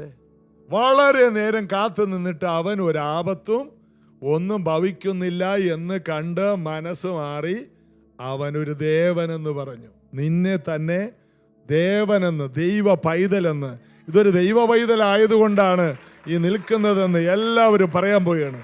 ഇവൾ ഒരു ദേവിയാണ്, ഇവനൊരു ദേവനാണ്. 82-ാം സങ്കീർത്തനത്തിലുണ്ടത്. 82-ാം സങ്കീർത്തനത്തിൽ പറയുന്നു, നിങ്ങൾ ദേവന്മാരെന്ന് ഞാൻ പറഞ്ഞു. അതായത് യേശുവിനെ കർത്താവും രക്ഷകനുമായി സ്വീകരിച്ച, യേശുവിനെ സ്വീകരിച്ചവരെല്ലാം ആരാണ്? ദൈവമക്കളാണ്. അപ്പോൾ നമുക്ക് പറയാൻ കഴിയും നമ്മൾ ദേവന്മാരാണ്. 82-ാം സങ്കീർത്തനത്തിൽ അതിൻ്റെ 6-ാം വാക്യം, നിങ്ങൾ ദേവന്മാരാകുന്നു എന്നും നിങ്ങളൊക്കെ ഈ അത്യുന്നതന്റെ പുത്രന്മാരെന്ന് ഞാൻ പറഞ്ഞു. അപ്പൊ യേശു പറഞ്ഞതാണ് നിങ്ങൾ ദേവന്മാരാണ്. അപ്പോൾ അടുത്തിരിക്കുന്നവരോട് ഒന്ന് വിളിച്ചേ, ദേവാന്ന് വിളിച്ചേ, ഇപ്പുറത്ത് വിളിച്ചേ ദേവി. മറ്റേ ദേവിയുടെ പുറയൊന്നും പോണ്ട. ഇവിടെ അത്യാവശ്യത്തിന് ദേവിമാരൊക്കെ ഉണ്ട്. ഒരു കൂട്ടിക്കയറി നിൽക്കാതിരുന്നാൽ മതി. അതായത് നമ്മൾ ദൈവമക്കളാണെന്ന് അർത്ഥം. അതിൻ്റെ മറ്റൊരു വാക്കാണ്. നമ്മൾ മറ്റേത് പഠിച്ചത് കൊണ്ട് ദൈവമേ ഇനി ഇടിവെട്ട് വല്ലതും കിട്ടുമോ? ഒരു കുഴപ്പമില്ല, നിങ്ങൾ ദൈവമക്കളാണ്. കാൺമീൻ, നാം ദൈവമക്കളാണ്. എത്ര പേര് അതിന് ആമേൻ പറയും? സ്തോത്രം. പൗലോസിനെ ഇപ്പോൾ നാട്ടുകാർ വിളിക്കുകയാണ്, ഇവനൊരു ദേവനാണ്, ദൈവത്തിന്റെ പൈതലാണ്, ഇവൻ ദൈവപുത്രനാണെന്ന് ആ നാട്ടുകാർ സാക്ഷ്യം പറഞ്ഞു. നീ നിൽക്കും. എത്ര പ്രശ്നം വന്നാലും നീ തീരില്ലെന്ന് കാണുമ്പോൾ മറ്റുള്ളവർക്ക് മനസ്സിലാവും ഇതാണ് ദൈവ പൈതൽ. ദൈവ പൈതൽ എന്ന് പറഞ്ഞാൽ എന്താണ്? ആര് തീർന്നാലും നീ തീരില്ല, ആർക്കും തീർക്കാൻ കഴിയില്ല. എത്ര പ്രശ്നത്തിലും നീ നിൽക്കും. അതിന്റെ പേരാണ് ദേവൻ. നാട്ടുകാർ പറയുകയാണ് ഇവൻ ഒരു ദേവനാണ്. ഇതൊരു ദൈവ പൈതലാണ്. ഇവർ വെറുതെ അല്ല ഈ ബൈബിളും പിടിച്ചുകൊണ്ട് നടക്കുന്നത്, വെറുതെ അല്ല ഇവർ മറുഭാഷ പറയുന്നത്, വെറുതെ അല്ല ഇവർ ഒറ്റക്കെട്ടായിട്ട് നിന്ന് പ്രാർത്ഥിക്കുന്നത്, വെറുതെ അല്ല ഇവർ ദൈവത്തെ സേവിക്കാൻ ഇറങ്ങിയത് എന്ന് ദേശം പറയട്ടെ. നമ്മളല്ല പറയേണ്ടത്.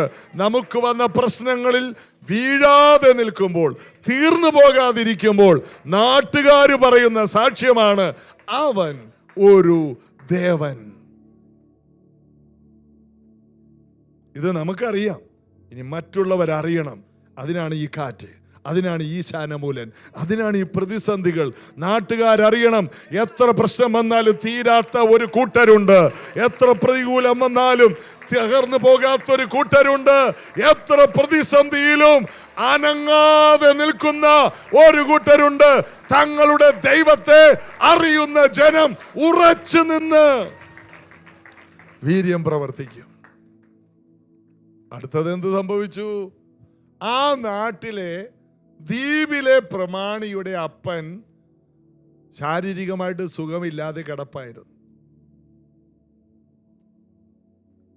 ദ്വീപിലെ പ്രമാണി ഇവർക്ക് എന്ത് ചെയ്തു? വലിയ സൽക്കാരം നടത്തി. കാരണം ഇവരെ കണ്ടപ്പോൾ മനസ്സിലായി, അണലി കടിച്ചാലും കൊടുങ്കാറ്റടിച്ചാലും തീരാത്ത പാർട്ടികളാണ് എന്ന് മനസ്സിലായപ്പോൾ, പൗലോസിന്റെ കയ്യിലോട്ട് ഇവരെ കിട്ടിയപ്പോൾ ഇവരും സുരക്ഷിതരായി. ആ നാട്ടിലെ ദ്വീപ് പ്രമാണിയുടെ അപ്പൻ സുഖമില്ലാതെ കിടക്കുന്നു. പൗലോസ് എന്ന് പ്രാർത്ഥിച്ചു, സൗഖ്യമായി. ആ നാട്ടിലുള്ള സകല രോഗികളെയും പൗലോസ് സൗഖ്യമാക്കി. മാത്രമല്ല അവിടെ സുവിശേഷം പരന്നു, ജനം രക്ഷിക്കപ്പെട്ടു. ഇന്ന് മാൾട്ട ദ്വീപ് വിശ്വാസികളുടെ സമൂഹമാണ്. പൗലോസിന് എന്തിനാണ് ഒരു കപ്പൽ ഛേദത്തിൽ അകപ്പെടുത്തിയത്? പൗലോസിന് സംഭവിച്ച പ്രതികൂലം എന്തിനാണ്? ഒരു ദ്വീപിന്റെ വിടുതലായിരുന്നു. ആ ദ്വീപിൽ വലിയ വിടുതലുണ്ടായി. അവിടെ വായിക്കുന്നു 28:9, ഇത് സംഭവിച്ച ശേഷം ദ്വീപിലെ മറ്റു ദീനക്കാരും വന്ന് സൗഖ്യം പ്രാപിച്ചു. ഇപ്പോൾ ആമേൻ, പൗലോസ് മുഖാന്തരം അസാധാരണമായ ഡെലിവറൻസ്, വിടുതലുകൾ നടക്കുകയാണ്. ഭൂതങ്ങൾ വിട്ടുപോകുന്നു, രോഗികൾ സൗഖ്യമാകുന്നു. എല്ലാ രോഗങ്ങളും വൈദ്യശാസ്ത്രം കൈവിട്ടതെല്ലാം പൗലോസ് അങ്ങോട്ട് കൈകാര്യം ചെയ്തു.